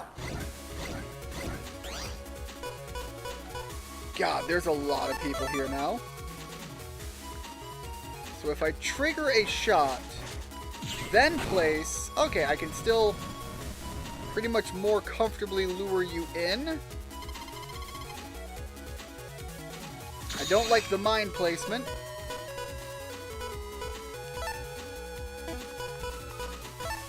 Take the high cannon. Yeah, that sucks.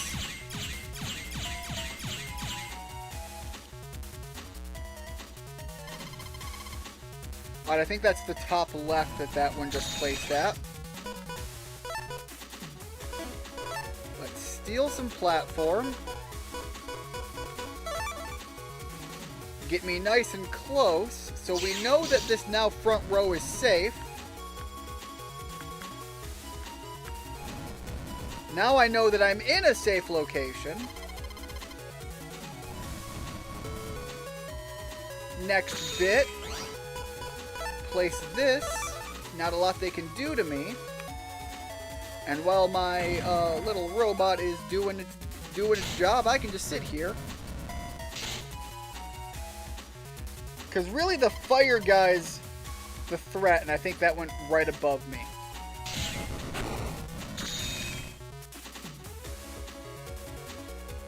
And now that should blast this guy. There we go. Problem solved.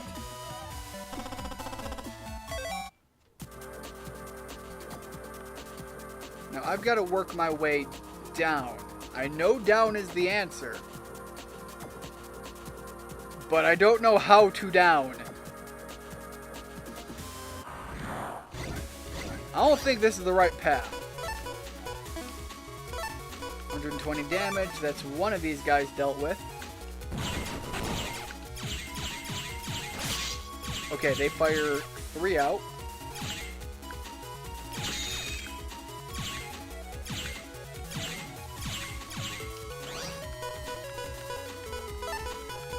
And now that should be problem gone.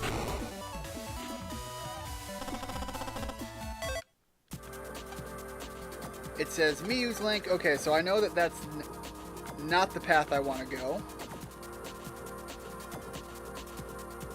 That leads to a dead end again.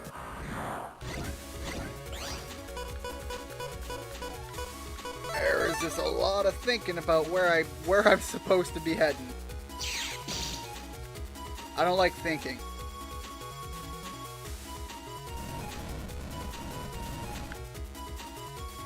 Alright, you can place the mine wherever you want now.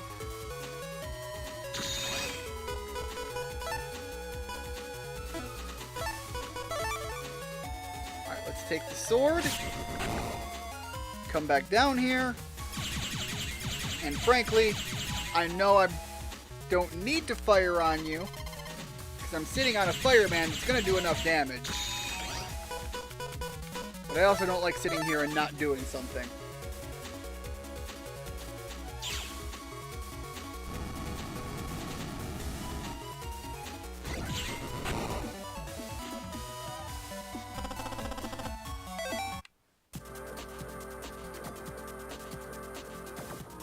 Well, that doesn't lead to a path, but it does give me an item, not that it's an item I need.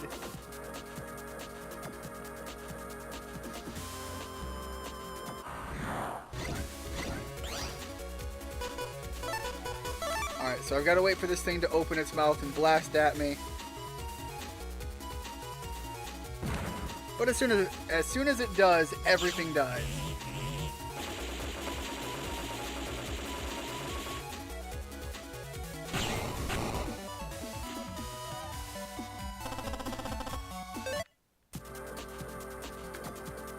Now we've got to go back up and around.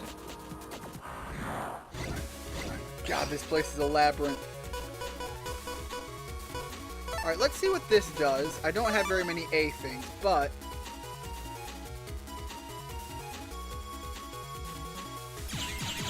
Oh, and you know what would be really useful? I doubt it will, but if that lasts more than one cycle...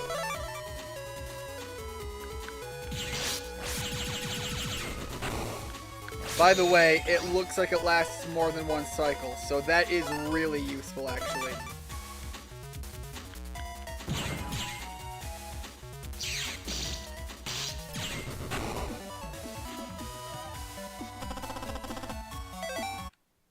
Alright.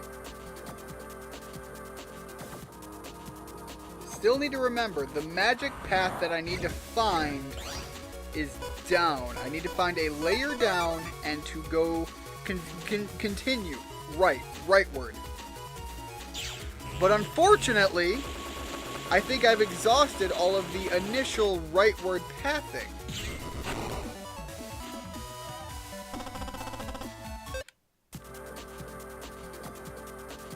Because yeah, now we're back here. So, let's go left down. That goes up. This is just going more and more left.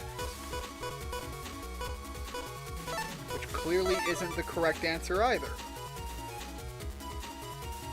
Ah, darn it. He took cover. Well, the landmines are dealt with. And I guess so is he?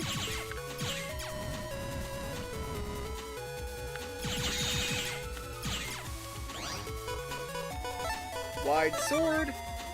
Don't even have to wait for you to finish. Just take you out now.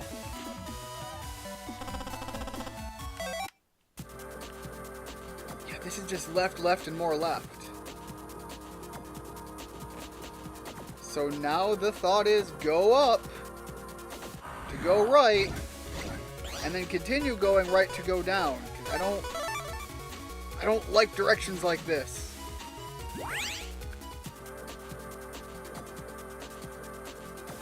That just leads to an item. That is only $200. My God, we were making more than that just like on the ground in the tech center. Or wherever that was.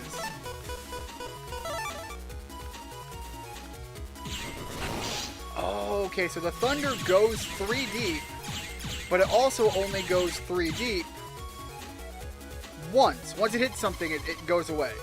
It doesn't have like, I suppose you could call it piercing.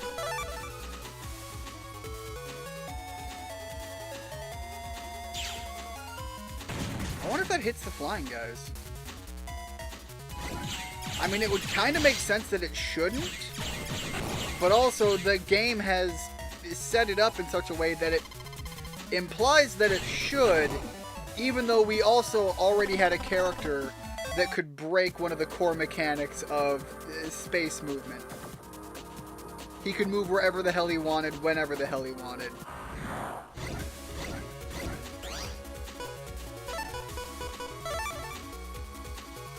Smash the A button, take these guys out before they drop their helmets. And then it's just the flying guy.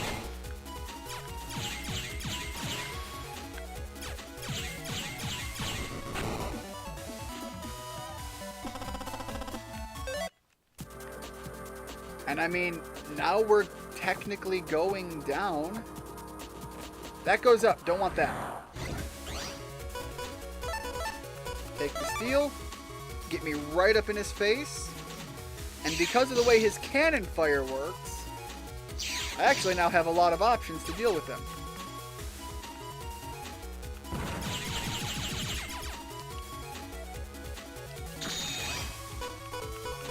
Not that any of them are any better than anything else. There we go. Got to see my dogs this morning as well. It's only 21:23, but I am so tired. 21:23. That is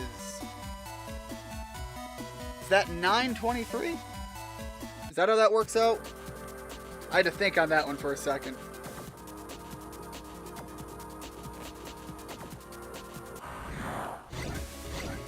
I mean, mean, I'm trying to continue, right, game? I'm trying to do the things you're telling me to do. Yeah, it is 90. Wow, holy cow, 90 o'clock. It is 9:23. Had to get up at 5 a.m. Yeah, I've had mornings like that. Do not appreciate. But I can understand. Also makes a lot more sense as to why you're so tired. But yeah, don't necessarily think you have to stick around unless you really want to see the end of this.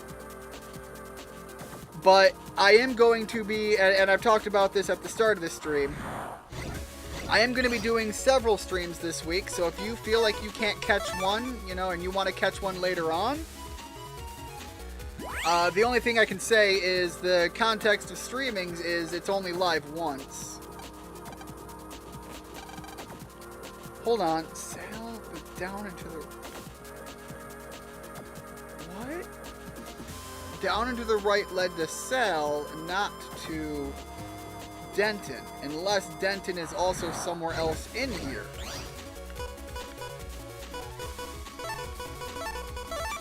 Which I suppose it could be. I'm happy to just sit here and listen to those. Well, I appreciate that all the same. But while I have you conscious enough to communicate as well, I've got to ask, how are the doggos doing? Were they happy to see you?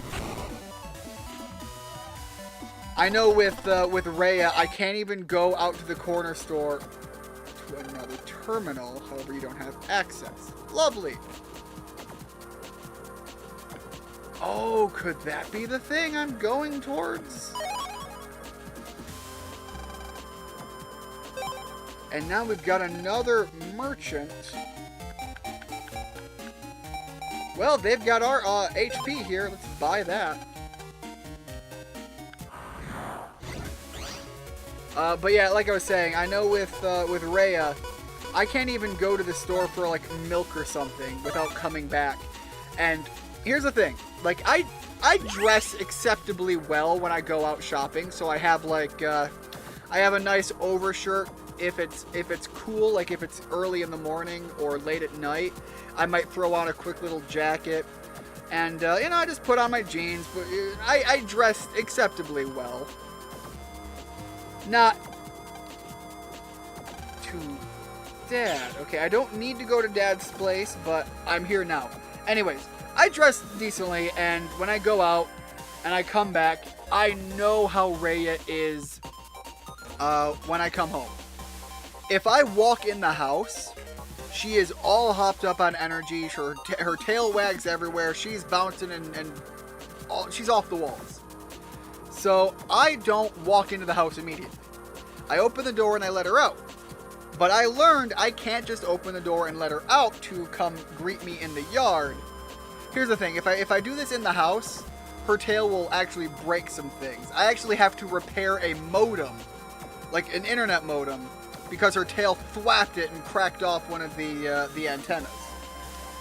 The antenna, like, is still there, it's still wired and hooked up, but the actual, like, posable part of the antenna is what I have to repair. So I don't just walk into the house when I come home. But I also can't just open the door because she will be so hyped up and energy driven. She wants to bounce and jump, and she's getting better at the jumping part.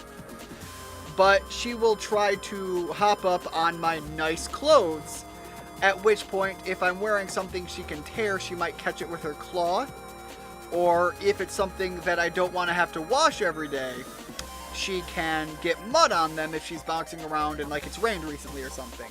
So I literally get home, I hop out of my vehicle, I take my jacket off if I have my jacket on, I take my nice dress shirt off if I have my dress shirt on, and then I walk up, I open the door off to the side, and I let her bolt out the door because she is full sprint. And then I have to hop down off the porch, have her rush up to me, and right now what I do is I full hug her so that I take the initiative so she can't hop up on me. And now she can't she can't break free of the bear hug, and I sit there and I just give her a hug and full pets until she has finally calmed down, and I let her go. And now she'll still run around and be, you know, all excited that I'm home, but she's no longer feeling the need to jump on me. But it took me a while. I had to throw away a jacket. I had to throw away like an $80 jacket. I had to throw away a couple of $40 shirts just because she destroyed them when I got home. I think I've already been here, so I'm going to head back out. There's no point in this area. Right now, I'm still trying to find the Denton access, and it might be down here at this locked gate.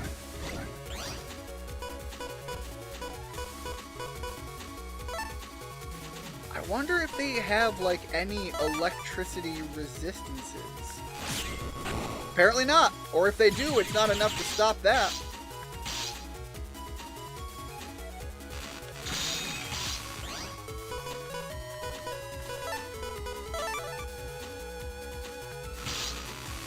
There we go.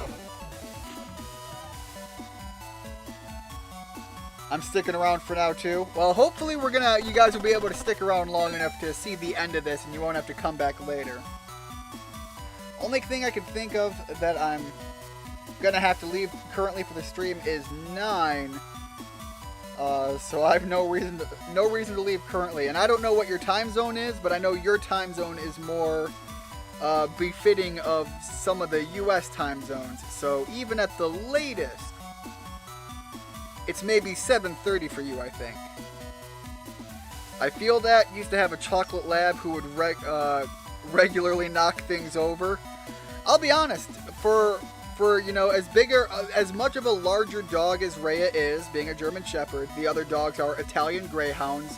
If you want to see a size comparison, you can look it up, but Italian Greyhounds are itty bitty. 431 here currently. Yeah. 730 was my assumption of a latest case scenario if you were a 3-hour jump the other way.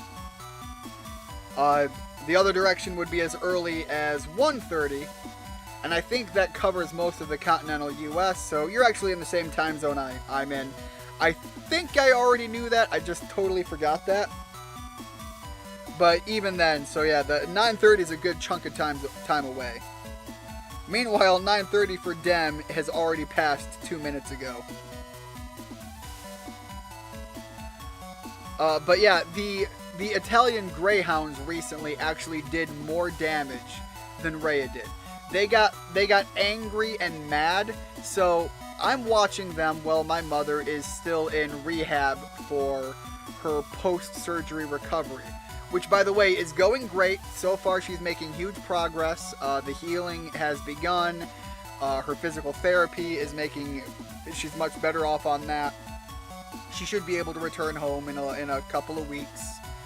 But because her mobility has been so limited, and the damage from the surgery, you know, you move the muscles, the cuts, the actual surgical site, all of that plays into it. She has a long road of recovery ahead of her. So I'm watching the dogs in the meantime. They got so pissed off that they literally tore the upstairs part of the house apart. Like they literally cleared off a work desk up there.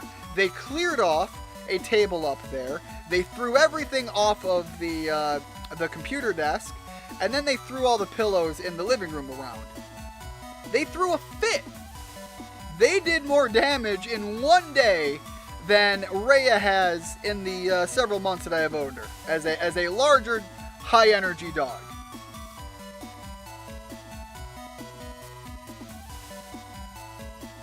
Having bacon pizza for dinner. Very nice. Actually, I mentioned at the start of the stream that I picked up some food. What I picked up was a box of pizza just because I knew I could set that over at the side and go grab it whenever I wanted to. Alright, we don't have the pin for this.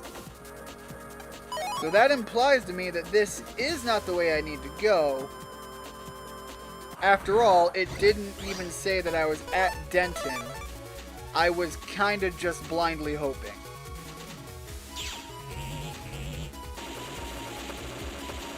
But yeah, so even as it gets close to dinner time for me, I'm just going to go grab what will eventually be cold pizza.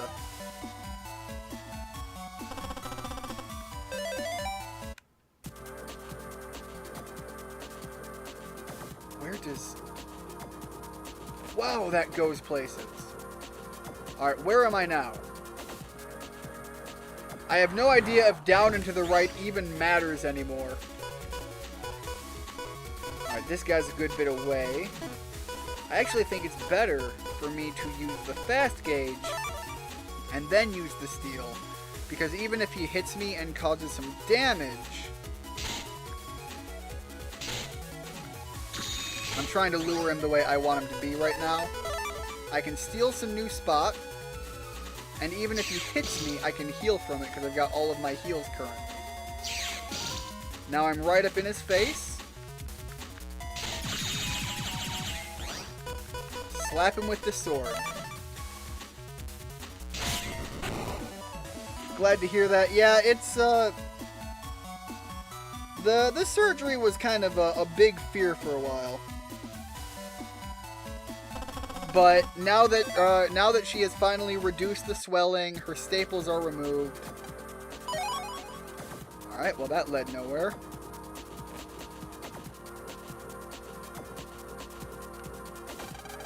The www server, it's not around here. If that's what you're looking for, you should go back. I feel like that's a lie, and I feel like the W implies that I'm kind of going the right way. Well, hold on, I've got my introductory pass. How do I get in? Don't make me go full manager. I will, full Karen. I will ask to speak to the manager. By the way, good life advice, never go full Karen. Oh, this guy, he's got the big whomping hammer. And I've got 2 high cannons for him. That's the aura. Okay, but now I can sit back here and do a little bit more blasting.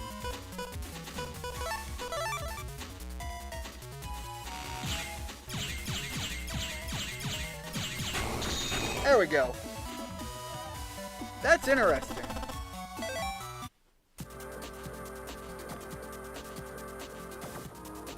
That leads nowhere. Let's continue up.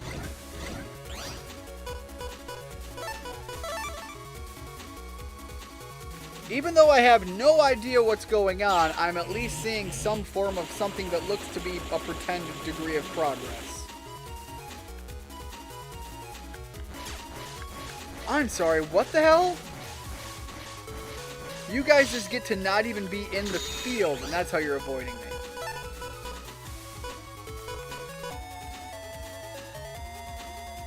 Interesting.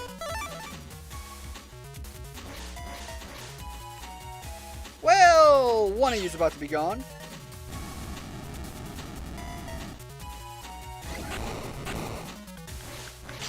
Ah, damn it. Alright, kinda need a little bit of heals, but I'm sitting on a couple.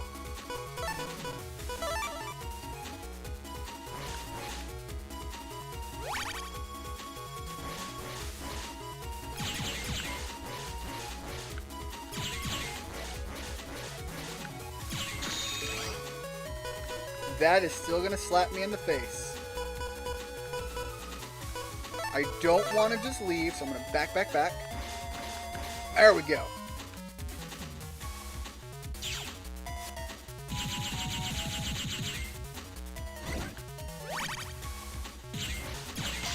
Ah, darn it.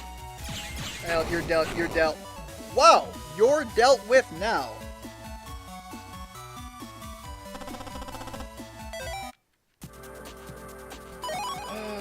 Okay, High Cannon J. Still not sure where I'm heading. Well, this at least leads somewhere else. Being able to move onto areas from here depends on how well you fight. Best not show your back to the enemy around here. Yeah, I'm gonna back out a little bit. And then from here I'm gonna save, knowing that it leads me into a higher challenge area. And I'm going to continue past them and realize that there's nothing back here anyways. Son of a bitch. Son of a bitch, I am out of here! I know what this man's about, and I ain't about to be about that. He's trapped me. This clown motherfucker literally just said, nah, you ain't going nowhere. You're here for the long game now. Alright. Steal. Steal. Shit. Forgot that's a thing. Okay, well, how about... Sure. Don't care. Guts, man. Heal 80. There we go. Break the field. Heal my 80. He's going to actually fall down and get... Oh, they're both going to fall down and get trapped, though. I can heal up here, though, and get to a decent spot. If I had any of my millions of heals, I could. So, let's just wait it out. We've hit a stall now.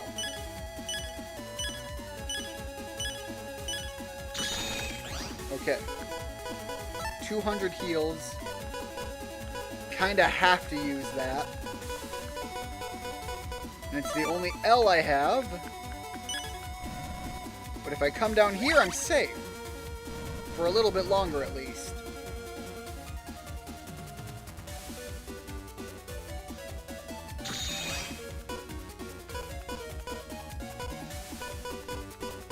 Alright, so the S sword stuff I can kind of filter out right now. They do nothing for me.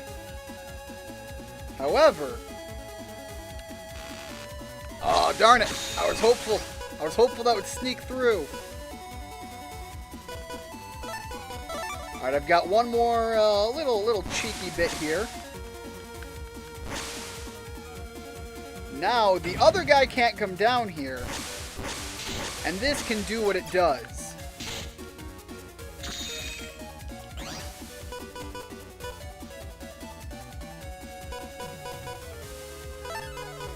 I wonder if I can get rid of him myself now. No, I can blast through him! No, I ain't giving up this platform. Right now, it's mine. I'm doing too much damage.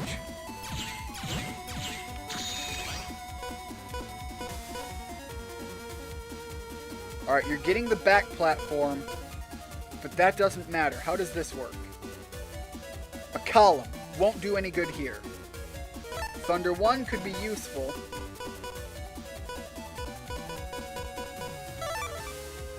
Let's do that 90 damage. There we go. That was kind of testy, but it actually worked out.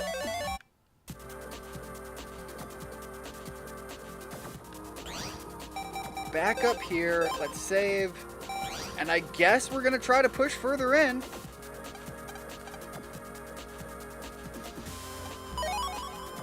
$2,000 zennies. Now we're getting to some cash. By the way...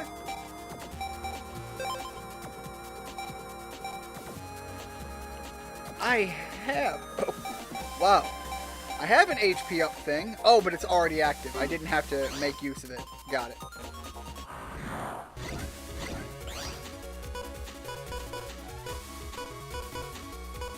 That was actually a really, like, this item was way more pivotal than I first thought it would be.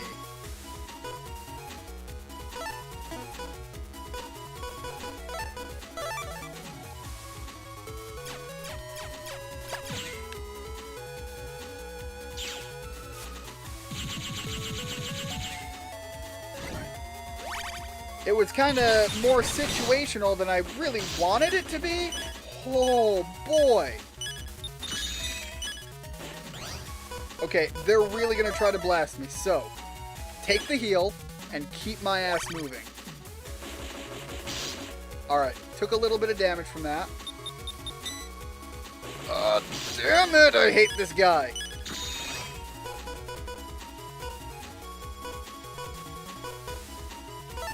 Okay, wait.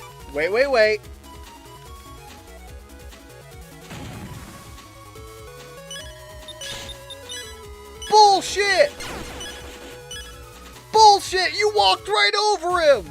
I thought it was gonna, like, focus on him instead. Alright, well, I know, go in here, turn left. The item, $2,000, you know, really cool, not worth it. Not worth it for the sheer amount of time I have to spend in here.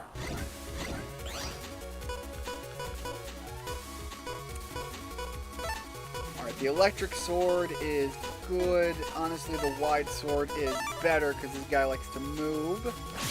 So here, he doesn't get any movement options. God, no.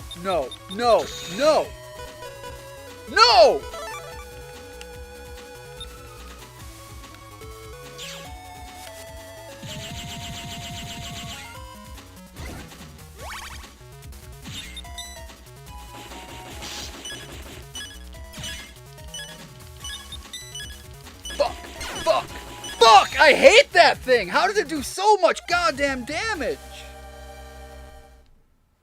I feel like I'm not supposed to be here, but this also feels like the only thing that looks like progress.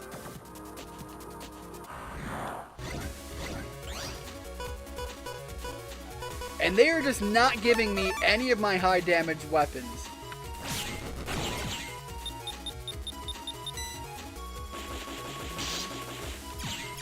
It's just fucking 100 damage.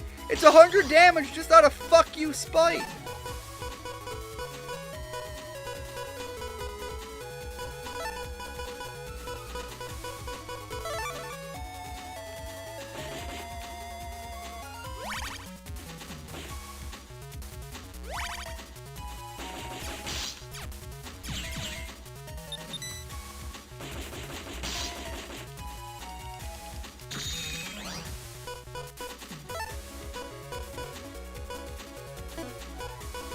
Yeah, at this point, what the fuck's the point? Like,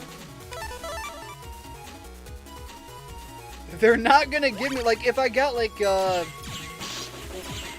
base or something, might be a little more befitting. Fuck me. Alright, I am getting the hint that I'm not supposed to fucking be here.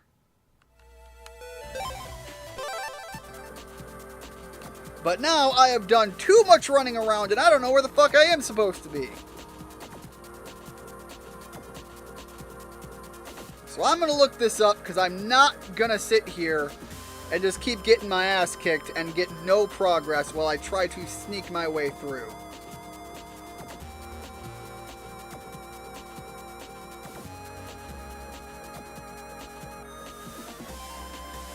Done that one, done the blackout.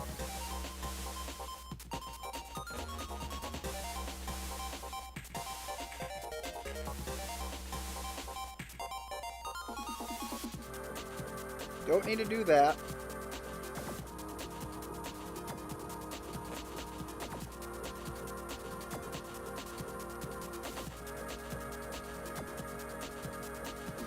Did that one.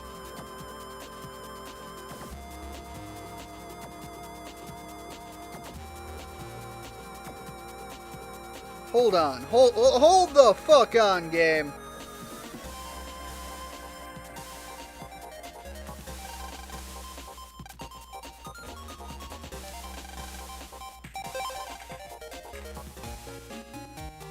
Alright, I'm reading this, and it's telling me that my progress here, starting in Internet Area 1, this pin that they gave me should be usable already, and it's not.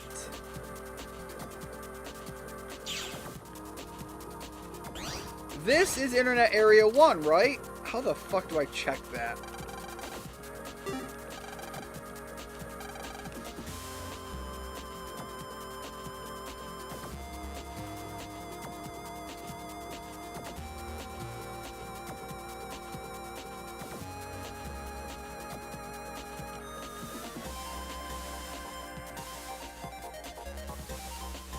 I I have the pin, right?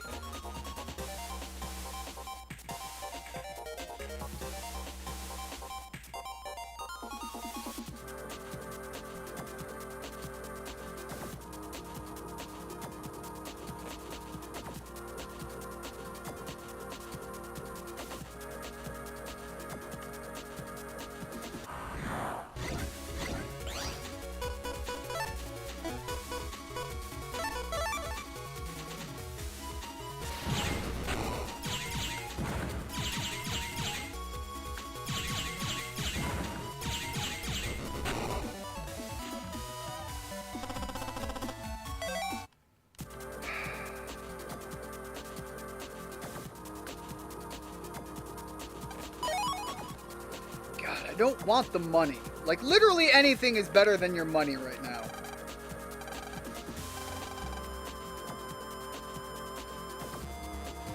Literally, it says I should have the pin and I should be able to open this. What the fuck?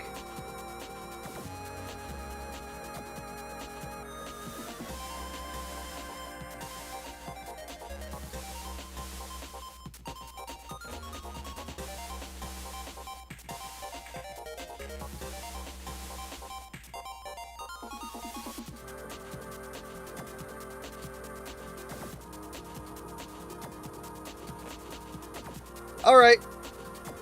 I figured out where I'm fucking up.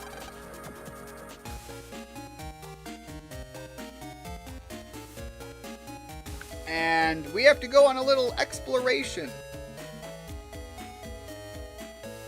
Apparently, I got an email forever and a half ago that I completely forgot about. Which means I have to go all the way back to an area where a man who should be in jail is not in jail because the criminal justice system in this game is absolutely straight fucked.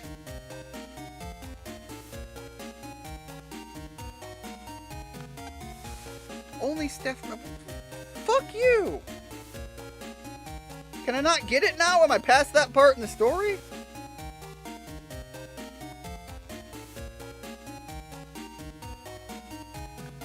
Oh wait, maybe it's the elevator. Maybe that's where I'm messing up. Alright, yeah, this looks more familiar.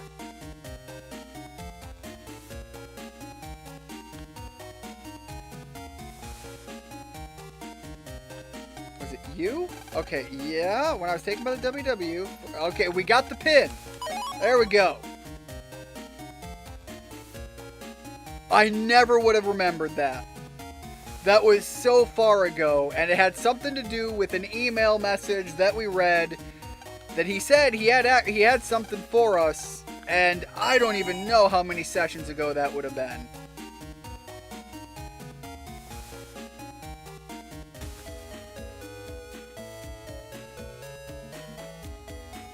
Alright, now that we have the pin, we can actually progress as the, again, I had to look this up, so as this guide is showing me. And I can only assume that I was correct that I should not have been that far in, because it looks like this kind of stops at Area 4. And I don't even know how many tiers and layers deep I was. Alright, come back home. Again, save before we go in.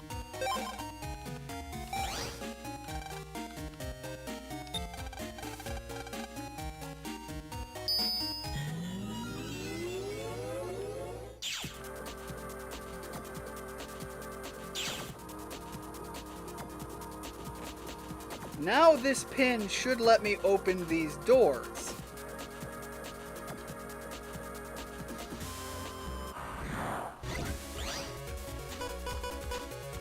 That's 50 health, and finally they give me... Remember how I said that Base wouldn't be showing up when I needed him? And the game would be using the justification of all the times that he shows up in these lower tiered areas? We were fighting an enemy with like 210, 220 something health. Not once did Base show up. Now that we're fighting enemies with 50 health, oh, guess who's here every time? Alright, that was just an item drop. Wasn't really all that necessary.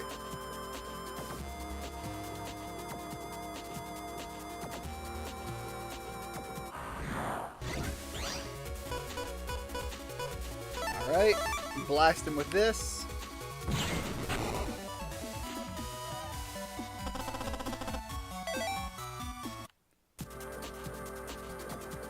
I wonder if I can afford that health up now.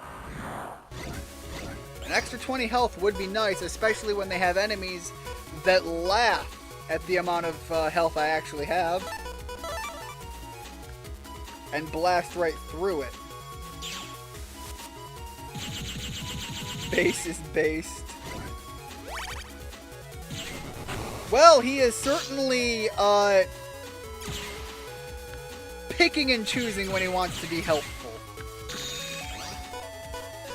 If we're gonna identify that as based, I will accept it as such.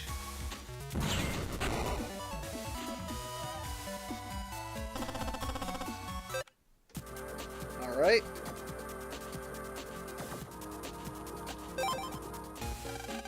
Can afford the health.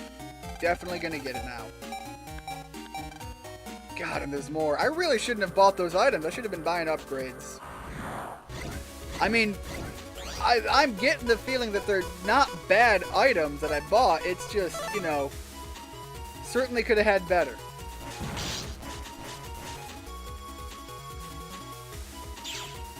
Alright, I was trying to line two of them up. They're just not going to let me.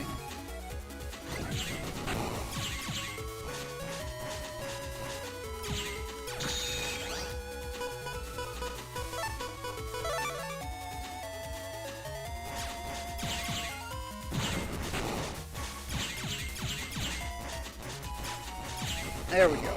Dealt with.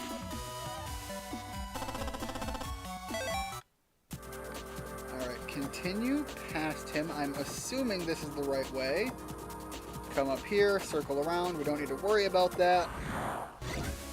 And literally a fight right outside. Alright, Gutsman smash. And then, what, like 3 shots on each of them. Should deal with them. There we go.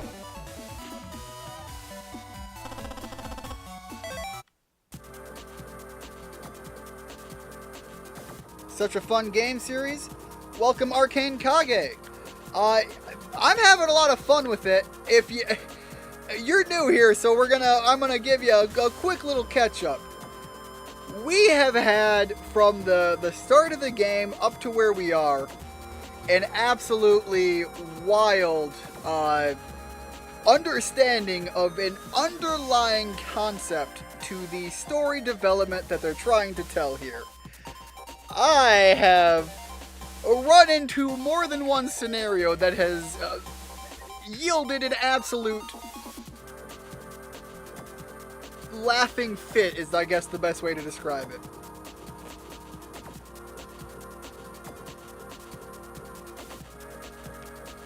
Alright, so from this guy, how did I get there last time?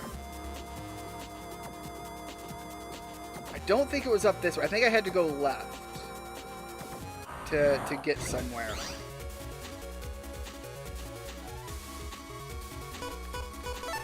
80 damage. Good. No, I don't need that. I'll go with that. That should do the damage.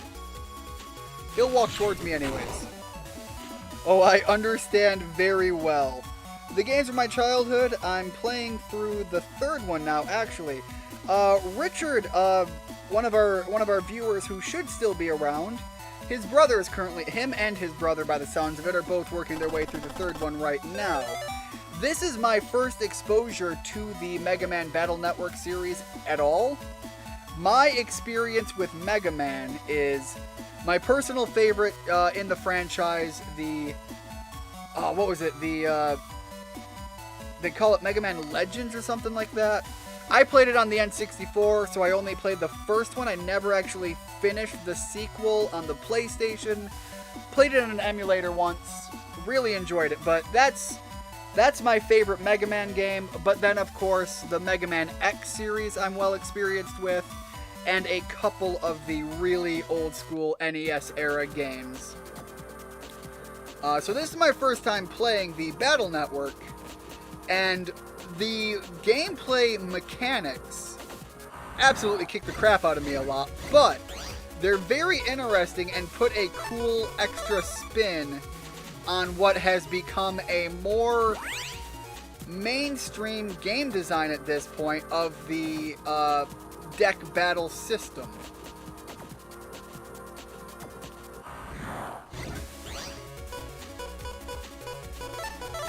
You know, 80's not enough to really do the full job, but there we go. Ah, okay. Timed that poorly. I am still here. Yes, we are. I pestered him to play it. We are working to... Oh!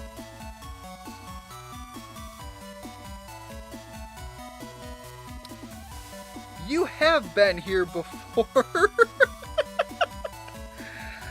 Oh my god. Yeah, last time you were in, I was working through either Pokemon Scarlet or Violet. I can't remember which one. But yeah, you haven't been here often enough that I completely thought you were a new person stopping in. I am sorry about that.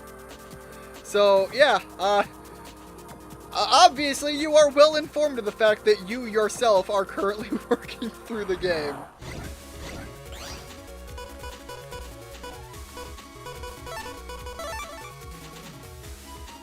But it definitely, it has my interest for, oh, well, that sucked, for where it goes from here. Like, it's got a lot of, how would I word it?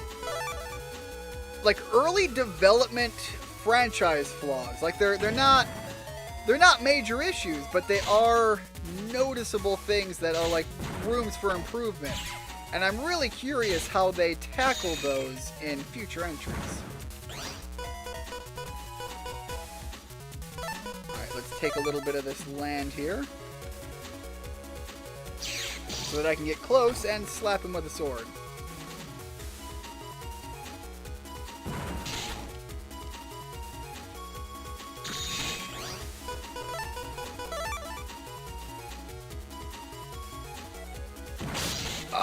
No, what the? Okay, he actually canceled out my sword swing even. Dick move, bro. Alright, I'll have a little bit more time here with this one as the ball flies through the air. There we go. Now that I think about it, that emulation device that we got from the grandparents has PS1 games on it. Could have Mega Man Legends 1 and 2 on it.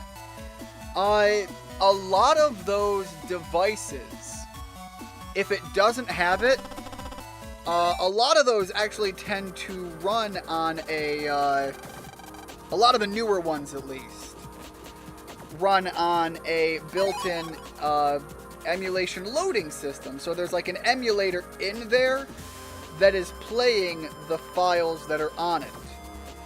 So if you have any way to hook that up to a PC or something, a lot of the newer ones that are put out, you can actually modify and put other games on. I'm going to take the gauge up and just survive the sword for a little bit.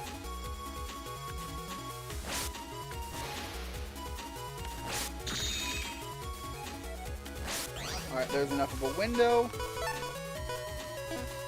Actually, I'll take that. There we go. Now I can steal the platforms and get nice and close.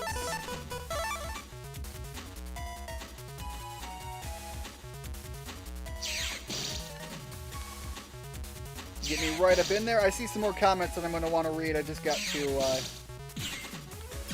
get myself where I want to be. Wonder how it works if I double them up. Not that I really have to figure that out, because this guy's about to be done anyways.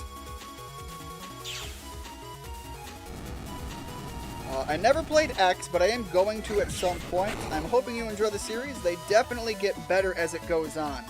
Well, the next game I'm gonna be playing, because I've put it off and I literally have it on my table upstairs that I'm really looking forward to play, is Pikmin 4. That's the next one I'm covering. I'm a huge Pikmin fan. Played Pikmin way back on the GameCube. Played the sequel. Played 3 on the Wii U. Didn't buy it on the Switch because I had it on the Wii U. But then 4 came out and I picked it up, and I haven't even opened it yet. But we are such big Pikmin fans in this household. We actually bought additional Olimar amiibos just so that we could use them as decorations in some of the animal cages we have. So we actually have a centipede cage that is hooked up with an old non-functioning cartridge of the old Centipede Atari game. And then we have another, I think it's one of the frogs, is hooked up with a Pikmin-themed cage. So we have Olimar in there, a couple of things that I 3D printed. So we have it set up that way, and we are actually looking at doing some landscaping. We started some of it this year. We're going to be doing some more next year. And some of the decorative pieces that we're going to be implementing are going to be Pikmin themed as like little Easter eggs as you're out walking the garden. Or rather, the yard as a whole. Ah, okay, they jumped away. Yo, the gold body, though.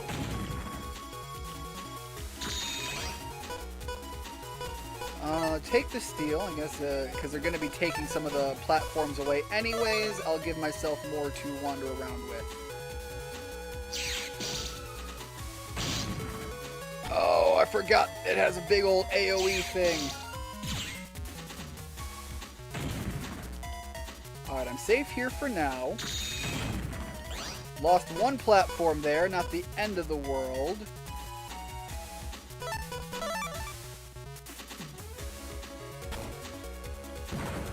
God, but that sucks! Really need a way out of this fight, because I don't like this. Thank you, game. Actually listen to me on that one. Oh, is that what Remobit does? I've never used that chip. It actually worked really, really well in the deck setup that I have to fight the following fight that, that can spawn in randomly for Color Man. It surprisingly was like the linchpin in easily walking through what started out as kind of a challenging fight. So I have a question. I'm not sure if you know about it, but I know in the first one they don't talk about it much. May I give you a tip? Yes, please do. I am doing a lot of flailing wildly in this game. Little ice punch. What the hell is that thing? Get it out of here. Whatever you are, go away.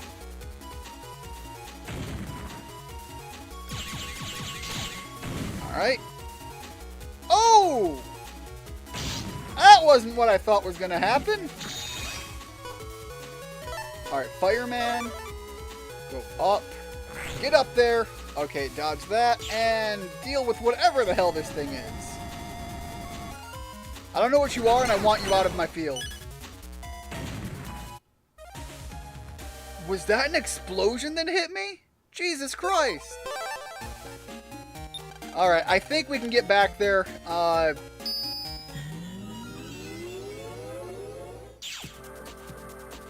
Do you know about Program Advance? I do not. I have not done anything about that.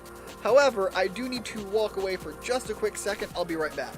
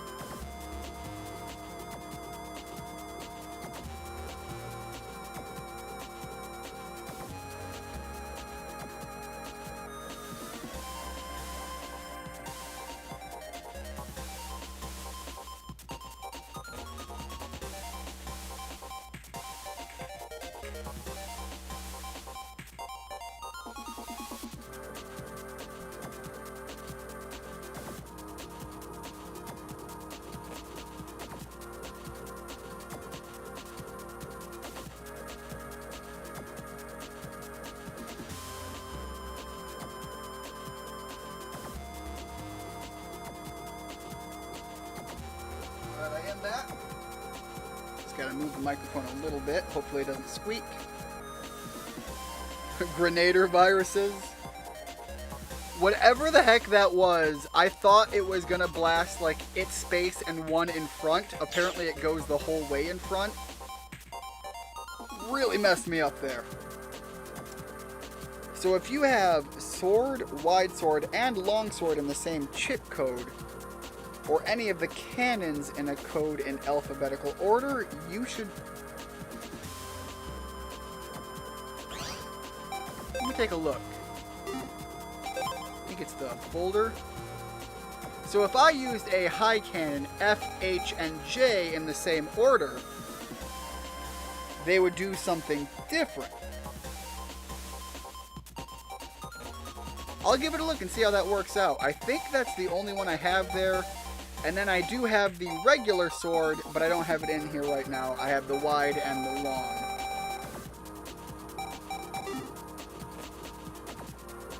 High cannon FGH. Yeah, you're right. Let's see if I have a high cannon G.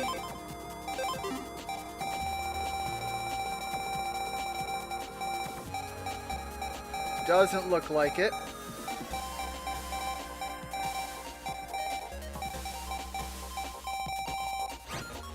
Just to see if we can make it happen. You're right, it would have been H-I-J if there was one there. So let's get rid of high cannon J.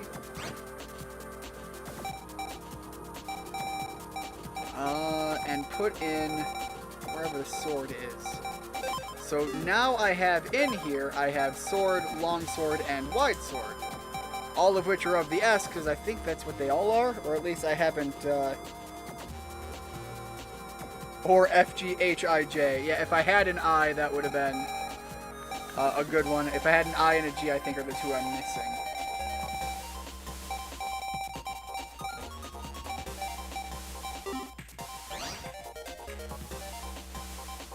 So we'll give those a try. We'll see if we can make that happen. Alright, well, they decided to open up with violence. Trust me when I say it changes things.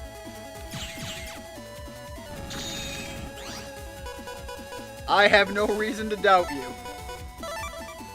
Alright, so a lot of his attacks come from, like, right up front. So I wonder if this guy will get any time to shine. Yeah, so again, he's going to attack me, leaving this guy to continue to work the field as he wants. And if he tries to back out, I can steal some land. Alright, there he goes, backing that way.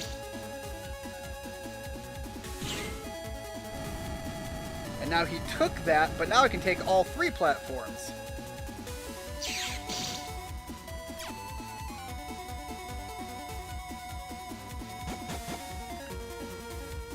Ah, okay, well, that was the thing.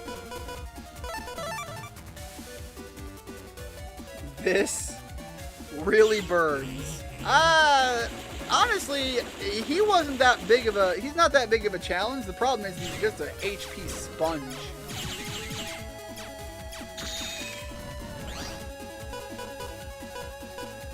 Alright, so we've got 2 swords. Let's see if we can't get the third. I'm just going to let it add up and see if we can pull it next turn.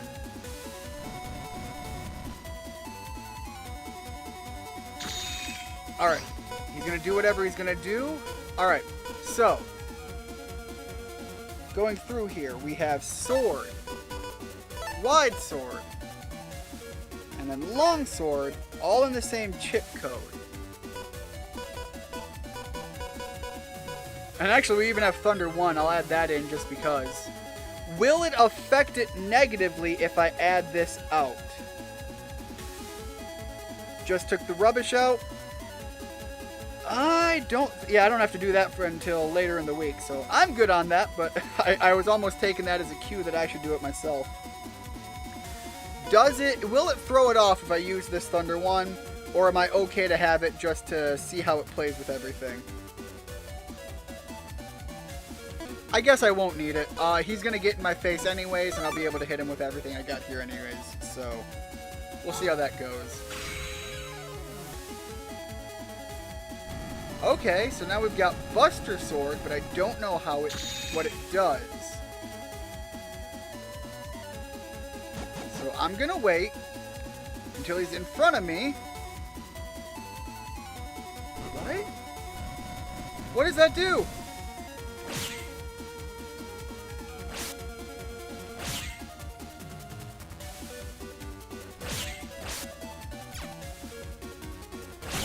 Alright, so we got multiple swings of a base sword.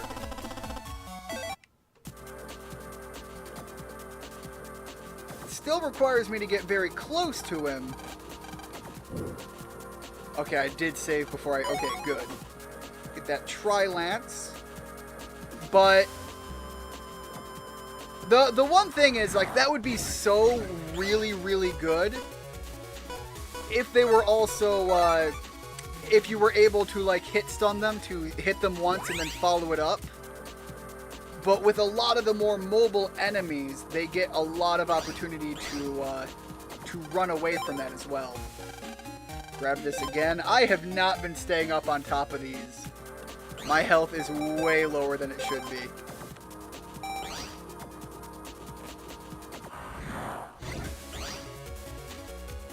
Oh, right, it's not the good one yet. I mean, that was still pretty good. Where I think that would shine fantastically is when I'm fighting the other sword guys. If you fight too many of them at once, because they can also steal the spots from you, but also they love to be at the front line, that would be incredibly useful at those moments.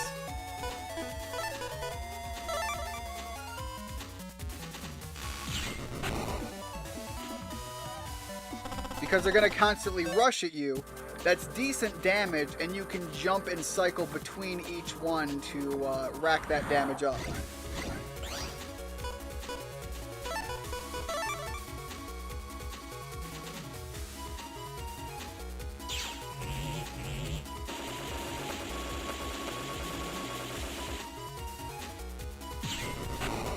I think they mentioned something about that at one point in the game. But the way they described it when I first saw it is I thought I would have to go somewhere, trade those chips in, and then get the ability from it.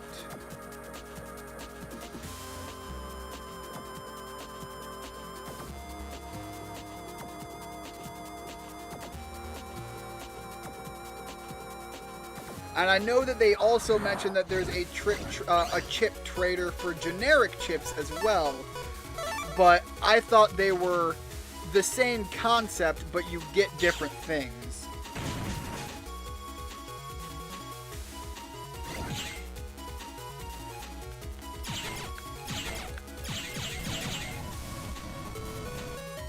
Yeah, you're mine. Let's see if I can spot where this one lands. Alright, I don't think that's going to be below me, and that's really the only spot I care about. Take the high cannon. So Program Advanced can be pulled off with many chips. The first one is mostly Buster chips, but the future outright make a stronger chip. What my brain went to when it was like giving me a new usability is I thought it would be a weaker sword, but because it had a wide sword and a long sword, it would like cover the whole platform. And I thought that would be a pretty useful ability to be able to sweep and hit everything.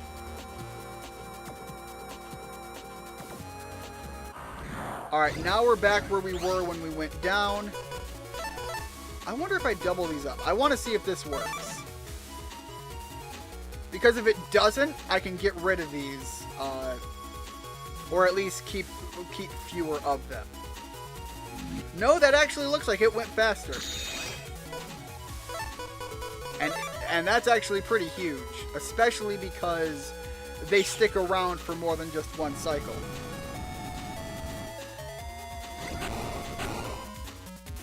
Alright, So we've got this grenade.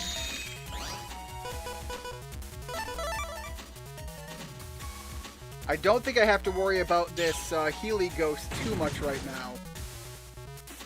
I'm more interested in thinking how I can deal with this grenade, because if I go down there, it is gonna hurt. Alright, Thunder 1 kind of tracks. I guess I should do the big heal up. Because right now, he is in a position where I can't even go at him to hurt him. If I go down, that grenade hits me.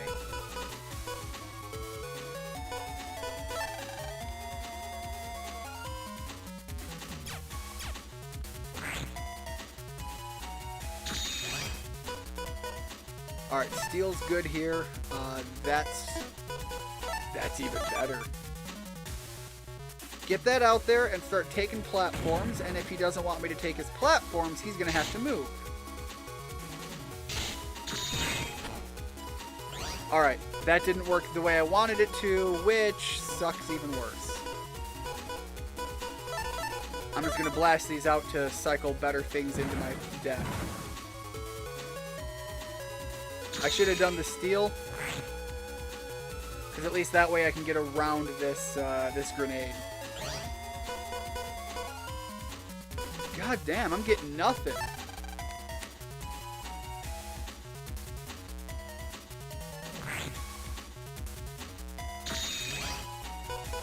Oh, there we go. Give me all of that, and I am not running. At this point, I'm taking the win just because I need it. I need it for emotional reasons now.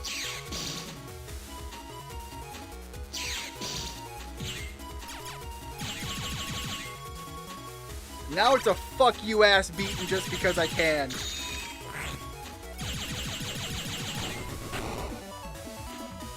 I have about 3 in 3, I have about 5 PAs in my folder right now.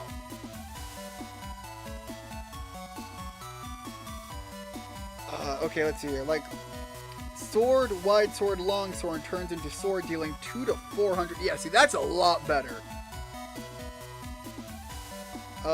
Some can be tricky and have all types of unique combinations, but the results are amazing. I'm working on getting one in Battle Network 3, but they have a big difference in the... Even that one, as long as you know what you're going into, the setup for it can be pretty useful. I'm gonna save here. Like, honestly, the bigger damage sounds more impressive. I'm dipping out of this fight. But it's also, like, not to be discounted just because it's not as good. Again, the damage over time, if you land all those shots, is amazing. But also, the utility, when you know what you're getting into, is fantastic.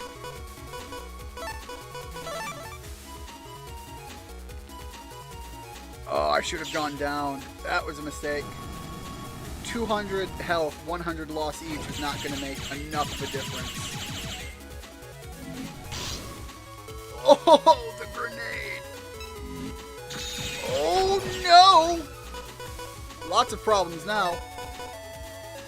I'm going to try to get some healing here. That's a good one to target.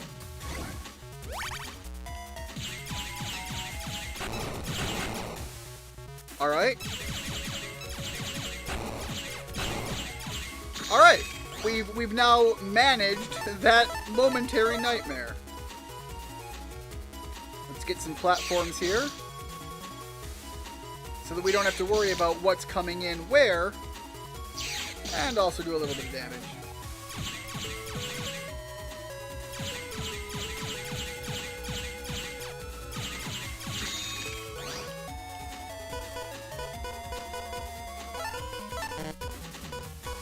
Oh, yeah, with both high cannons.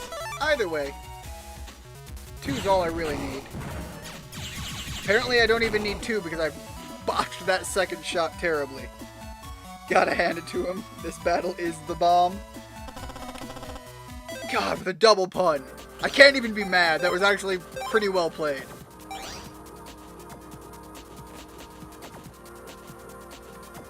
That goes nowhere of any importance.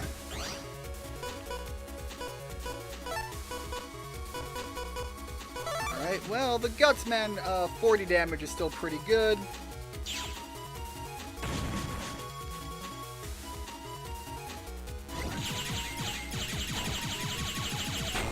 And he's dealt with. The 2 to 400 damage sword also hits like a combined wide sword. Okay, so it does do the 3x3 sweep. God, that's really fucking good. That goes from pretty good to better to fucking badass. Alright, can't get in there. I know, I'm trying to go around it.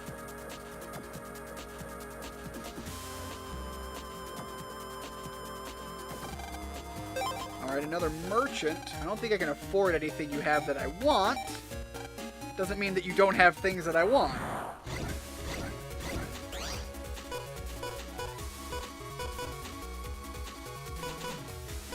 Okay, I think I'm gonna open with that.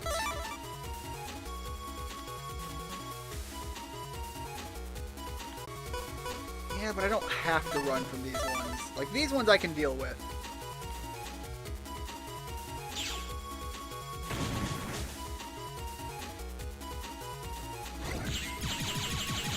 I think I was, I had mentioned, no. Oh, right down there at the 0. So from here, longsword will hit one of you. No, it won't. It only goes 2 deep, not 3. My mistake.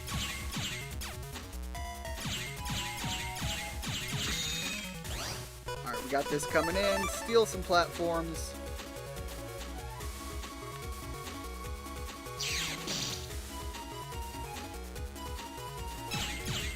Deal with these. Get those out of here.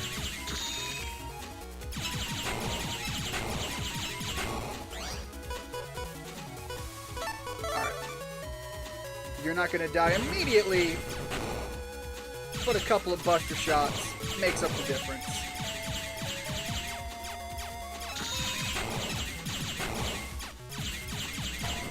Alright, down to 1. And the one that remains should be a lot more manageable.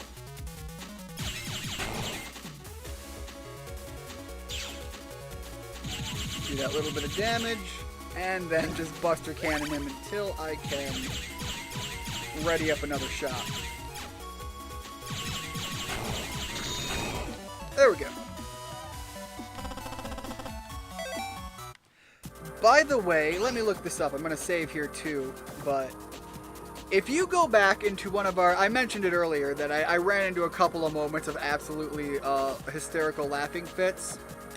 I think it was episode 6, near the end, when we have the final confrontation with Color Man, as we get to that...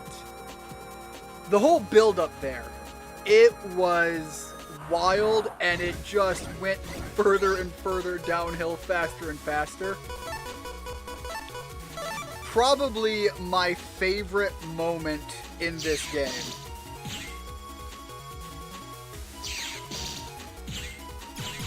And if you go watch it, you'll start to understand why it was probably my favorite bit. Oh, all 3 of them popped a heal. Cool. I'm just going to sit here and continue bludgeoning these guys. And moving around.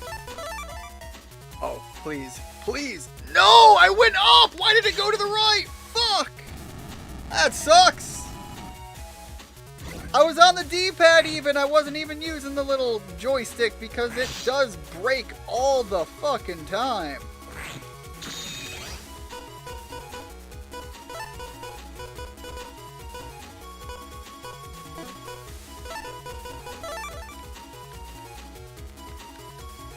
Color Man is a 10 out of 10 character.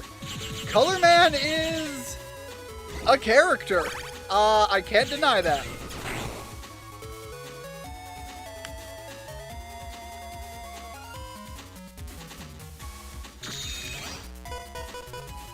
There we go. That'll work.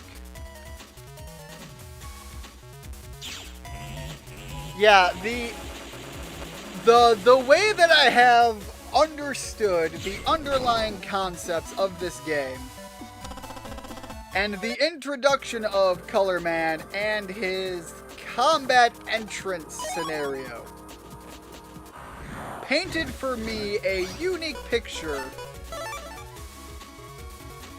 that is unlike anything I've ever experienced.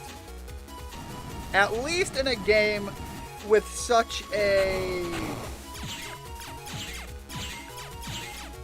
young, potentially young intended target audience. It's an interesting thing because I'm willing to bet this game was like an E for everyone when it came out. I'd have to look it up. In fact, I'm going to do that right now.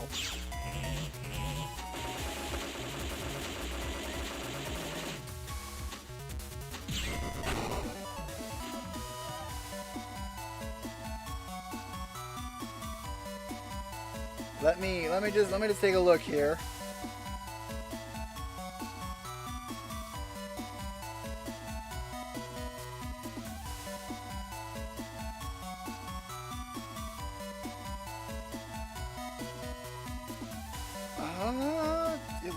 Why do none of these? Yeah, okay, it was rated E. For a game that is dealing with quite literal terrorism, for it to be an E-rated game is kind of funny already. And then when you see the underlying story concepts that I have picked up on, is the nicest way I'll say it.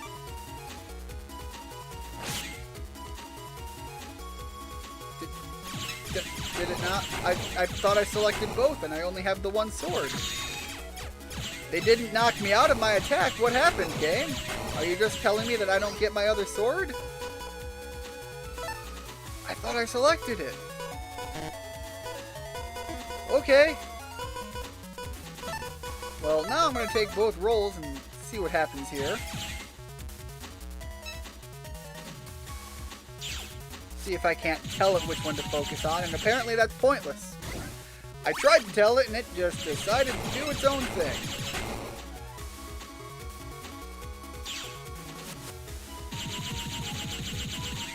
Well, at least it's being consistent.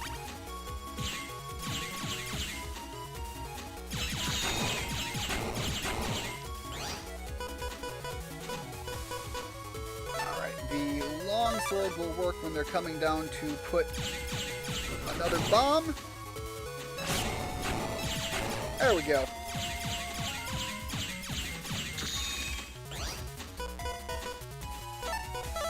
Alright, I think I can make this work. There we go.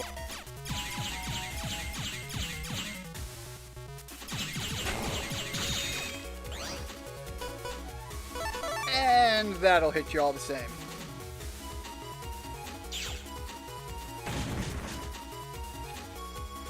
But yeah, I literally went to take a sip of my drink, and I think I nearly choked to death at that moment. I don't want to do a deep dive into the subtle undertones that I've been picking up, because so far I have not had that interaction with this game, which is interesting to be the first one to avoid that. You bastard. Got you with that one, though. Okay. Oh, no! They stun-locked me.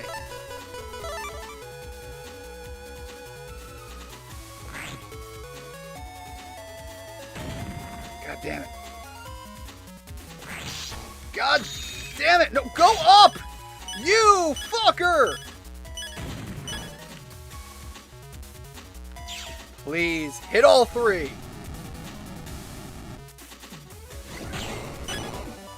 Oh my god, that was getting testy. I was going, for some reason, some of the directions I was hitting, there was a platform there and he just didn't want to move to it. I have screenshots about so many quotes in this series taken out of context. I don't even think all of mine have been quotes. Like Like, the Color Man one is the most immediate one that I think of, was entirely about what the game literally decided to showcase.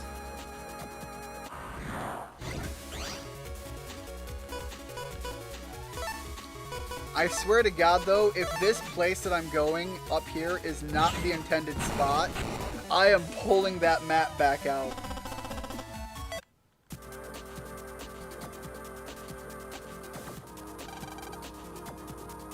Alright, sweet. This was actually where I was going. Alright. Yeah, huh? What's wrong? Lan, it's a virus. And a big one at that. Oh man, this could be bad. Well, only one thing to do now. Battle routine set. And execute.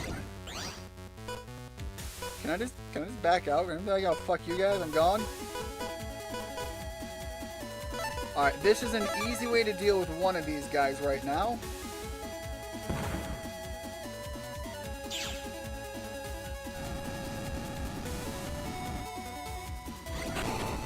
Alright. Holy shit! No, I'm just gonna stay here and take the shot while I prep my next fire. Let's see how this goes. Please don't focus on the guy with the shield. Unless that goes behind it. And then, still not what I wanted, but I'll take it.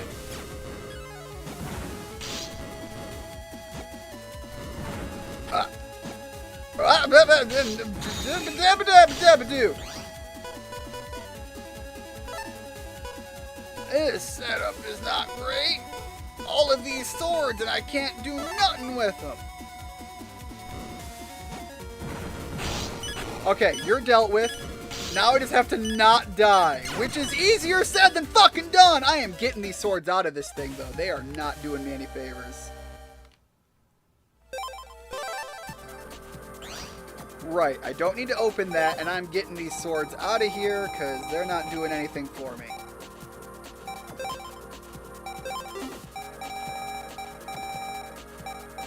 There we go. Wide sword, go. Long sword, go. Base sword, go.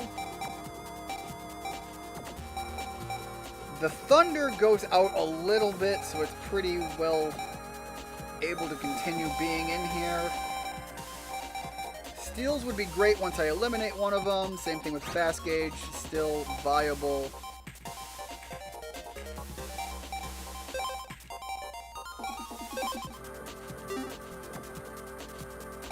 I wonder how the cannons work in a far enough succession, but that would be a little harder for me to pull.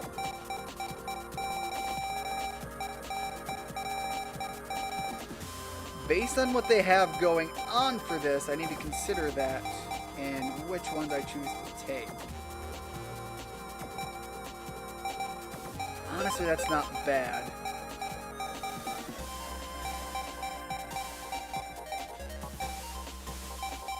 That's interesting, though. Zap 1, 2, 3, and the zaps have different letters. I bet there's some crazy stuff you can do with those, just understanding that there's different letters per zap, and there's 3 tiers of the zap.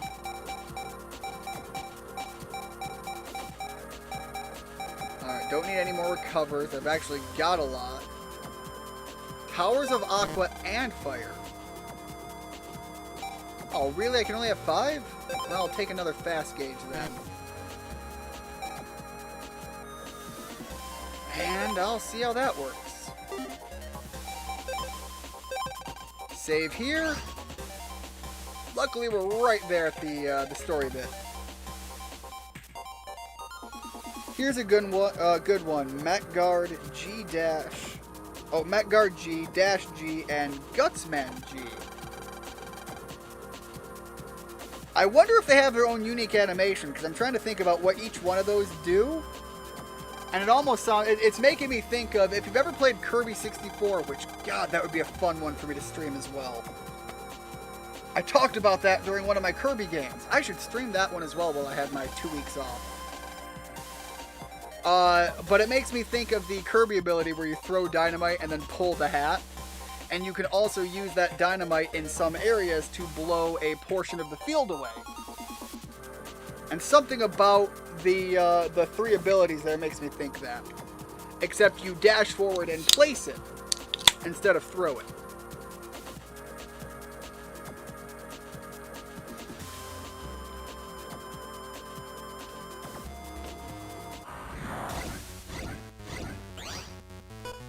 Alright, same general setup. Oh, we got a couple of these here though. Alright, I know I'm going to take some pain. So let's start with the cannon to deal with the guy on the bottom. Then we'll steal the platform and we'll heal up afterwards. There we go. He's dealt with. Steal the area. Oh, that actually counts as something. Can I blow it up then?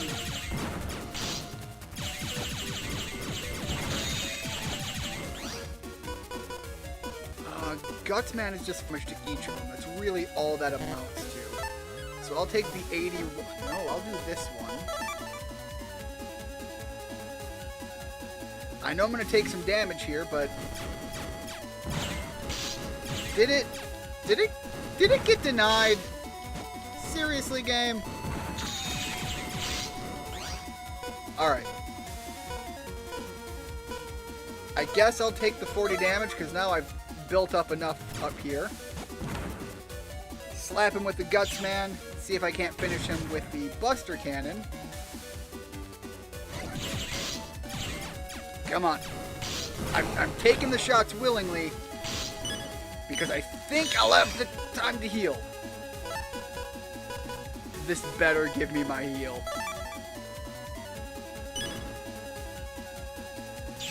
Alright.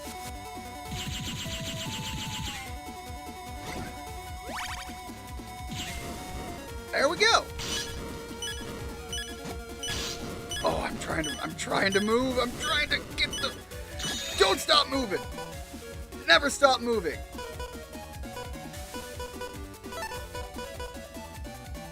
Whew. Okay. Why? Why did move? What caused the move? No, I pushed none of the buttons.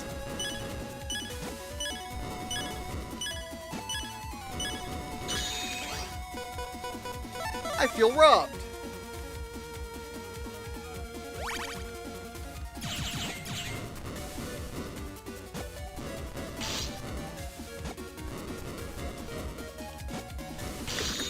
Fucking slamming the R button. God.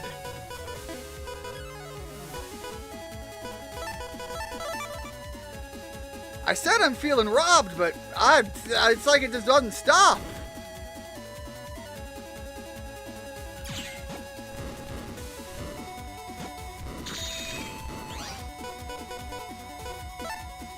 The other one. Because right now the speed to get more things going is kind of important.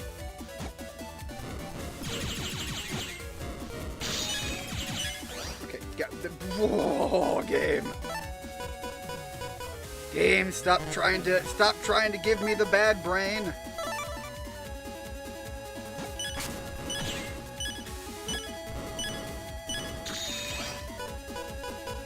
Okay. Okay, why is he just moving in weird-ass directions I'm not even hitting?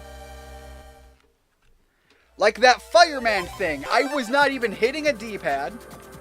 And then that other one. I was not going in that direction. I was trying to move physically closer because I know it has a range of 2. And it's just picking other directions.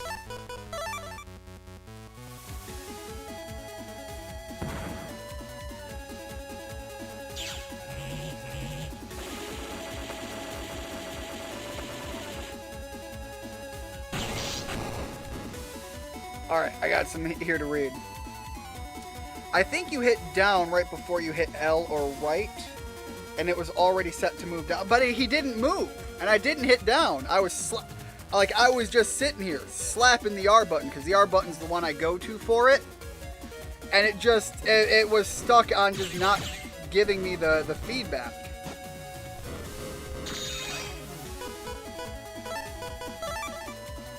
Like, right now there's a fair bit going weird. Like, even with the movement. I hit R and L to load up to this thing, and then I pop out of it, and I'm slapping a direction because I want to move that way and then activate the skill as fast as I can. But it, like, registers as a different directional input. So if I want to move forward one panel, I'm slamming, like, right on my D-pad. And it's registering as up or down, I assume, which is an issue I have never had before with this controller. I've had other issues with the controller where I have to clean it. The biggest examples is the triggers sometimes will think that they're pressed longer than they are. So I have to open this up and clean it, and then it fixes it right after. The D-pad issue is brand new.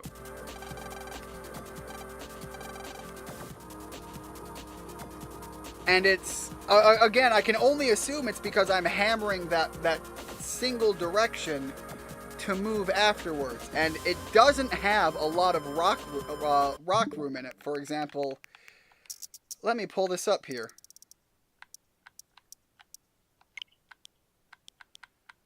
Where is it?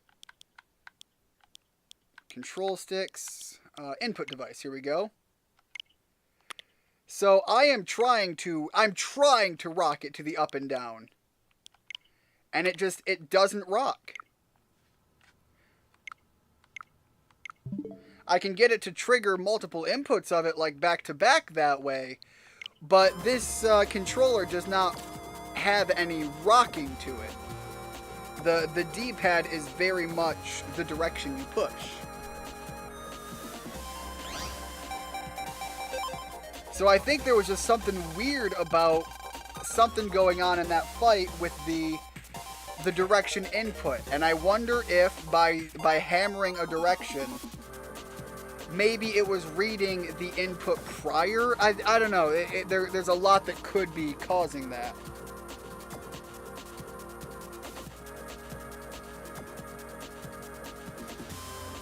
Maybe a Metar? I don't know what that is. I know what a Minotaur is, and a Met, I don't know. So I can't even derive what you mean by that.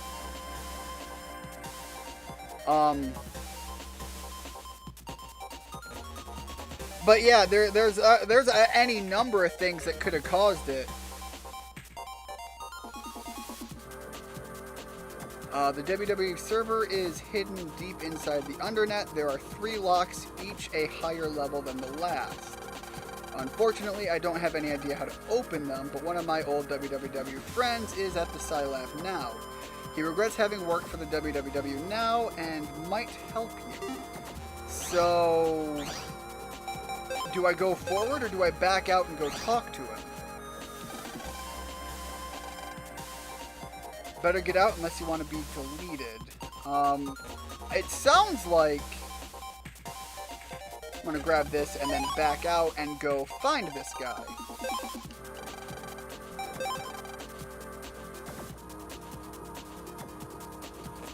I too choose to play it on the Switch.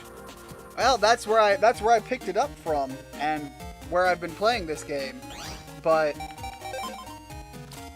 see, that was me double tapping one farther than I wanted.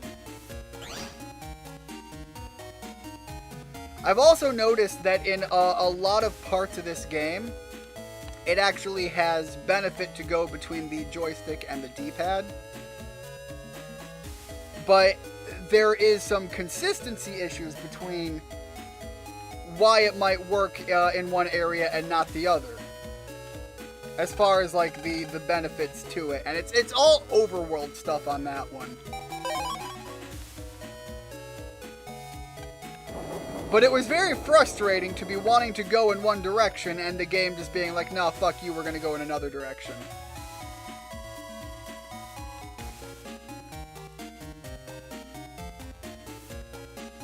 Those are some of my my bigger issues with input. Input issues like that are a big grind for me. I ran into that when Elden Ring first came out. Like with Soulsborne games, which Elden Ring is, deaths are to be expected. And when the death happens and you know what you did as the player, it's understandable. It might be frustrating, especially after you've had like 20 or 30 deaths. But when a death happens that is absolutely not anything that the player did, and it's just a bug of the game that fucked up momentarily, it's infuriating. It's like instantly racking up 10 deaths back to back for me. It is a grind. And when Elden first came out, I played it on the PS4. And it had input issues. I'm trying to remember offhand what they were. I remember when I first played it, there were like input issues. There were lag to certain inputs. For some reason, sometimes it wouldn't read an input and you'd have to double tap. There were a bunch of weird things, and it made it feel like bugs in the game. Now, the reason I know that they were bugs is eventually they patched them out. They fixed those issues, and the game ran perfectly. At this point, I played it on PC, and I've never ran into those issues, but I also played it on PC much after I did PS4. But those button input issues, man, they tilt me sideways very fast. Alright, so he's saying we need to get to the Undernet. I think he said he was out here. We at the Scilab are doing our best to find the www server address. Yeah, we've already dealt with you.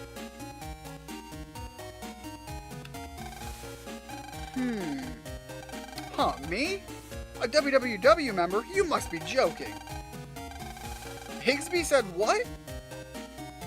I see, I get the picture.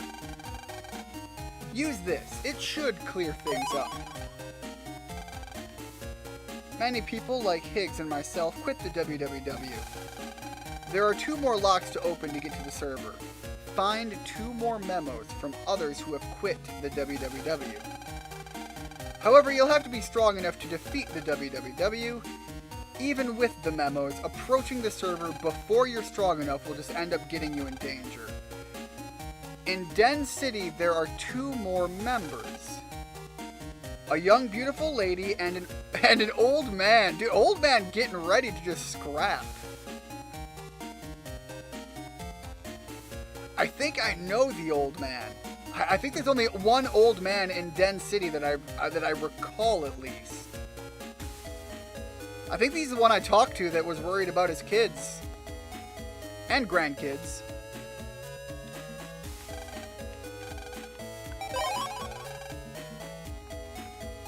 So I think that would be in Den Town, right?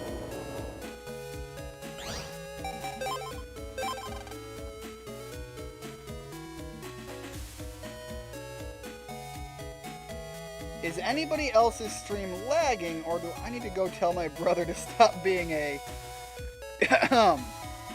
nice person? Let me take a look here. Let me see if this is my end.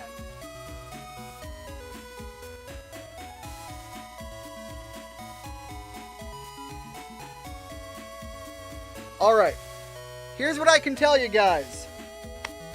It is on my end, and it actually seems that I am currently getting some weather outside. I think that's causing the issue. So, as much as I wanted to stick through here and finish this game, I'm going to save it here. I'm going to wrap up for today. We will finish this off tomorrow. I will be streaming probably around noon, maybe a little bit after Eastern time. So to deal with this stream issue, I'm going to wrap it up here. Hopefully tomorrow I'll have better connections and not have to deal with the weather affecting anything. So, thank you so much everybody for stopping in. As I said, we're probably going to be having a stream every day. I also might lower my stream quality. I know that's gonna suck for some people, but the Switch is already like 720p anyways, so hopefully we're not gonna miss that too much. If I go to tomorrow, we have better weather, and I reduce the stream quality, we should be able to do this without too much issue. So, thank you so much. Oh, Rigid, you missed it? Yeah, we're having a little bit of connection issues right now. It looks like it cleared up right now, but because I think it might be weather related, I don't want to trust it. So I'm gonna call it here. I will be back tomorrow around noon-ish Eastern time, like I said. Thank you so much, everybody, for stopping in. I hope you have a great one. And I guess I'll see you tomorrow. Bye.